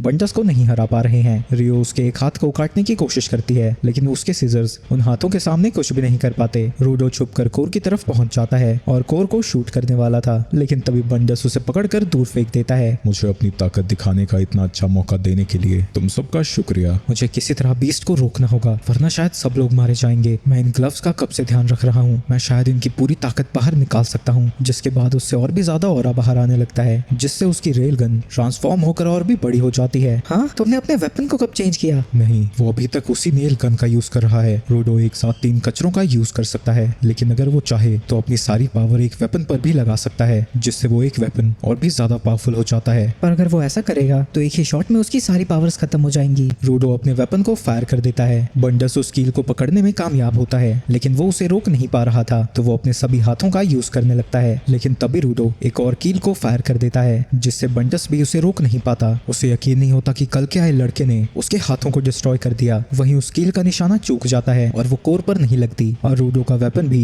राख में बदल जाता है। बंडस, तुम कमाल के फाइटर हो, तुम हमें ज्वाइन कर सकते हो और तैयार हो जाओ, हम जल्दी बॉर्डर को क्रॉस कर लेंगे। मुझे काफी इन्फॉर्मेशन मिल चुकी है, अब यहाँ रुकने का कोई फायदा नहीं। वो सभी वहाँ से जाने लगते हैं और बंडस के हाथ भी उसके पास वापस जा रहे थे। रोडो को लग रहा था कि उसने बंडस का इंस्ट्रूमेंट हमेशा के लिए तोड़ दिया है, पर वो कहता है कि वो सारे हाथ उसके ओरिजिनल प्रोस्थेटिक हैंड का हिस्सा थे, तो जब तक वो सलामत है वो सबको रिपेयर कर सकता है। रोडो जॉर्डल से पूछता है कि क्या वो भाग रहा है। बिल्कुल भी नहीं, ये सब तो मेरा ही प्लान है। तुम तो बस मेरे बलि के बकरे थे, तुम्हें कोर को पहले ही डिस्ट्रॉय कर देना चाहिए था। तभी वहाँ पर नोआड आती है, जिसने अपने बालों को बहुत ज्यादा चार्ज कर दिया है। जॉर्डल कहता है कि सब कुछ खत्म होने के बाद वो उसकी वॉचमैन सीरीज की आइटम को भी ले लेगा, जिसके बाद वो तीनों वहाँ से चले जाते हैं। नॉट समझ जाती है कि वो बस जॉर्डल का प्यादा थी, लेकिन इससे उसे कोई फर्क नहीं पड़ता था और वो उन सबके ऊपर अटैक कर देती है। लेकिन वो इतनी ज्यादा पावर का यूज कर रही थी कि उसके बाल ही जलने लगते हैं। दूसरी तरफ बेचारा फू रो रहा था। उसे लगता है कि वो इतना बेकार है कि सभी लोग उसे छोड़कर जा चुके हैं। तभी उसे किसी की आवाज आती है। तुम मेरे बिना इतने बेकार हो, फिक्र मत करो, अब सब कुछ मैं संभालूंगा, हम दोनों यहाँ से बाहर निकलेंगे। ट्रैश बीस्ट बॉर्डर की तरफ बढ़ने लगता है और नॉट सोचने लगती है कि वो जल्दी करें, क्योंकि वो ज्यादा देर तक इन सबको रोक नहीं सकती। उसके बाल अब पूरी तरह से जलने वाले हैं। लेकिन तभी वो देखती है कि रूडो कोर की तरफ बढ़ रहा है। नॉट को समझ नहीं आता कि उसकी पूरी पावर को वो कैसे झेल पा रहा है। तभी वो लोग देखते हैं कि दीवारों पर क्रैक्स आने लगे हैं और एंजन को लगता है कि वो नहीं बच सकते, क्योंकि वो एक ट्रैश स्टॉर्म के बीचों बीच में है। तभी दीवार में एक छेद हो जाता है और नॉट उसमें खींची जाने लगती है। वो खुद को रोकने की कोशिश करती है, लेकिन नहीं रोक पाती और मन ही मन जॉर्डल से कहती है कि वो सबको यहाँ पर ले आई है। इसके बाद हम पास्ट का सीन देखते हैं, जब जॉर्डल उसके ट्राइब में आया था और कहा था कि उसके बाल बहुत सुंदर हैं और उसे वो कंघी दी थी, जो कि आगे चल के उसका वाइटल इंस्ट्रूमेंट बना। वो अब अपनी मौत को एक्सेप्ट कर चुकी थी और बॉर्डर की सुंदरता को देखकर उसकी आंखों से आंसू गिरने लगते हैं। लेकिन तभी वो एक जायंट को देखती है, जिसे कि वॉचमैन कहते हैं। वो उसके वाइटल इंस्ट्रूमेंट को ले लेता है। बॉर्डर क्रॉस करते वक्त तुमसे तुम्हारी सारी प्यारी चीजें छीन ली जाती हैं, मुझे इस जॉर्डल को बताना होगा। दूसरी तरफ क्लीनर्स बड़ी मुश्किल से खुद को बाहर जाने से रोक पा रहे थे, लेकिन तभी वो गीता को देखते हैं, जो कि अपनी पावर्स की वजह से बड़े आराम से खड़ी हो रखी है। गीता पूछती है कि क्या वो अपनी पूरी ताकत का यूज कर सकती है। नहीं, सिर्फ 3 लेवल्स पर जाना, उससे ऊपर नहीं। जिसके बाद गीता अपने इंस्ट्रूमेंट को एक्टिवेट करती है और एक काइजू में ट्रांसफॉर्म हो जाती है। वो अपने बॉडी का यूज करके उस छेद को बंद कर देती है और अब उन्हें उस कोर को डिस्ट्रॉय करने पर फोकस करना है। वहीं जॉर्डल दूर से उस टॉम को देख रहा था, लेकिन अब वो धीरे होने लगा है। क्या तुम्हें लगता है कि वो बॉर्डर को क्रॉस कर पाएगा? पहले भी कई लोग बॉर्डर क्रॉस करने में फेल हो चुके हैं। लेकिन जॉर्डल याद करता है जिस वाइटल इंस्ट्रूमेंट को उसने यूज किया था उसमें प्रोटेक्शन की पावर्स थी। वो सभी लोग उसके कोर के ऊपर अटैक करते हैं और रूडो को वो आइटम मिलता है जिससे जॉर्डल ने उस ट्रैश बीस्ट को बनाया था। वहीं वो ट्रैश बीस्ट टूटकर नीचे गिरने लगता है, तो गीता सभी को उसके ऊपर आने को कहती है। रूडो को एमो के जूते दिखते हैं, तो वो उन्हें पकड़कर गीता पर चढ़ने की कोशिश करता है, पर वो गिरने लगता है, तो एंजन उसे अपने छाते से बचा लेता है। गीता उन सभी को लेकर ट्रैश बीस्ट से बाहर आ जाती है, जो जमीन से टकराते ही फट जाता है। वहीं गीता एक पोल्यूटेड जोन में गिरती है। उसने सबको बचा तो लिया था, पर यहाँ बहुत ज्यादा बदबू आ रही है, तो सब लोग अपने अपने मास्क पहन लेते हैं। ब्रो कहता है कि वो नो मैंस लैंड में नहीं है और उन्हें जल्दी से यहाँ से जाना होगा। वहीं रूडो सोच रहा था कि वो अब तक नहीं जानते कि एमो के साथ हुआ क्या। तभी वहाँ पर बाकी के क्लीनर्स भी पहुंच जाते हैं। तुम्हें पता है मुझे कितनी फिक्र हो रही थी तुम्हारी।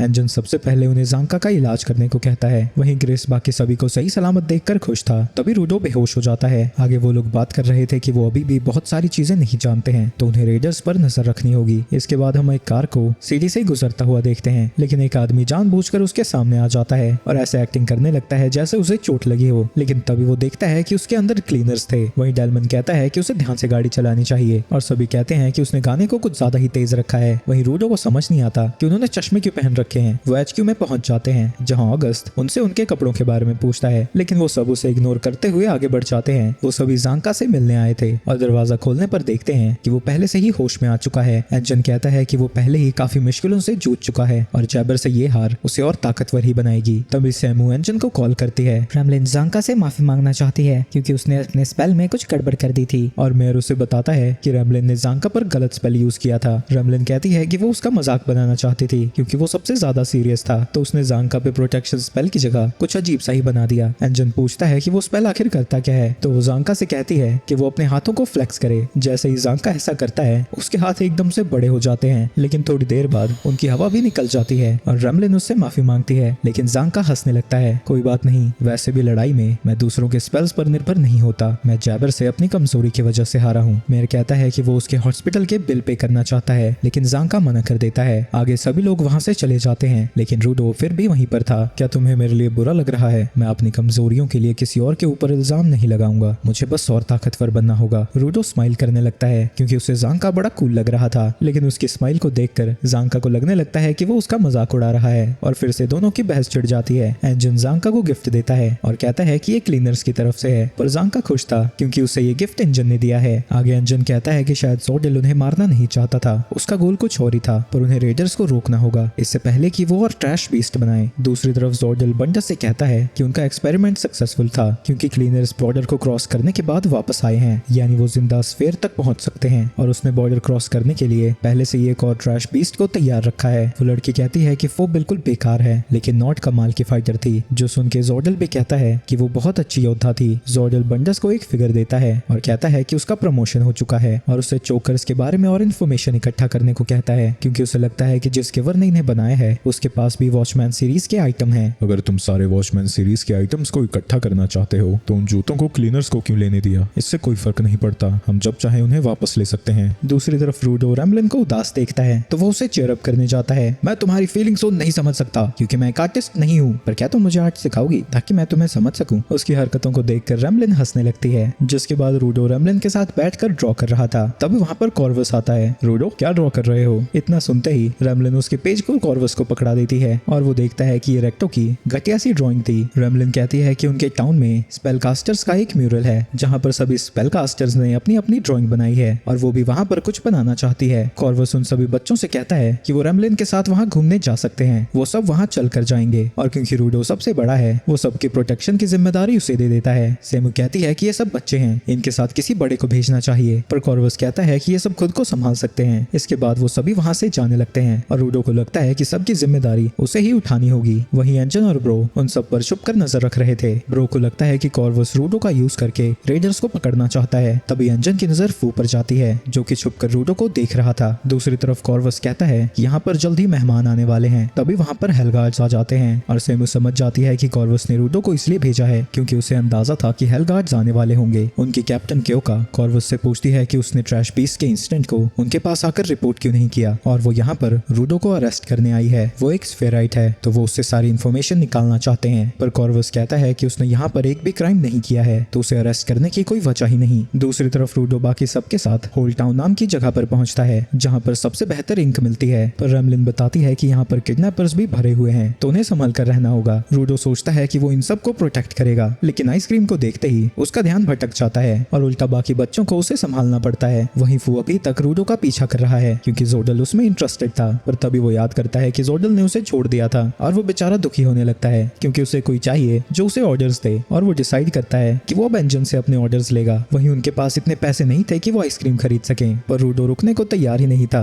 वहीं ये सारी चीजें देखकर रेमलिन हंसने लगती है। फू को वो सारे बच्चे बड़े डरावने लग रहे थे। तभी एक आदमी उन सब के पास आता है। मेरे घर में बहुत सारी टॉफी है, मैं तुम्हें जितनी चाहिए दे सकता हूँ। वो पहचान जाता है कि वो एक किडनैपर है, लेकिन रूडो उसके पीछे जाने लगता है। लेकिन रूडो को सूंघ कर ही पता लग जाता है कि उस आदमी के पास एक भी कैंडी नहीं थी और वो गुस्से में उसके गोटे के तोते उड़ा देता है। रेमलिन उसकी तारीफ करती है, लेकिन ये सब देखकर फू रूडो से और ज्यादा डरने लगता है और उसका मास्टर उससे कहता है कि उसे थोड़ा इंतजार करना चाहिए। वो कैनवस टाउन में पहुंच जाते हैं, लेकिन थकावट के मारे रेमलिन नीचे गिर जाती है क्योंकि यहाँ तक पहुंचने के लिए वो 16 किलोमीटर चल कर आए हैं, लेकिन बाकी अपनी ट्रेनिंग की वजह से जरा भी थके हुए नहीं थे। वो जब अंदर जाने लगते हैं उन्हें पता लगता है कि वो म्यूरल्स एंट्रेंस पर नहीं बल्कि छत पर हैं। रेमलिन उन सभी को पहले स्पेल कास्टर की ड्राइंग दिखाती है, लेकिन रूडो और एंजन वहाँ पर वॉचमैन सीरीज का निशान देखकर हैरान हो जाते हैं। रेमलिन कहती है कि वो निशान अंडरटेकर का है। अंडरटेकर वहाँ क्या कर रहा है? वो देखते हैं कि उस पेंटिंग के नीचे 4 लोगो बन रखे थे और रेमलिन बताती है कि ये सब पहले स्पेल कास्टर के दोस्तों के लोगो हैं और वो लोगो उसके बेस्ट फ्रेंड अंडरटेकर का था जिसका असली नाम कैनिस शोरब्रेक है, जो सुन के रूडो हैरान हो जाता है क्योंकि रूडो का नाम रूडो शोरब्रेक है। दूसरी तरफ हम मैमो को देखते हैं जिसे एक जेल में बंद कर रखा हुआ था। तो ये पहला सीजन यहीं पर खत्म हो जाता है। ऐसी और वीडियोस के लिए चैनल को लाइक करते जाना और वीडियो को सब्सक्राइब करना मत भूलना।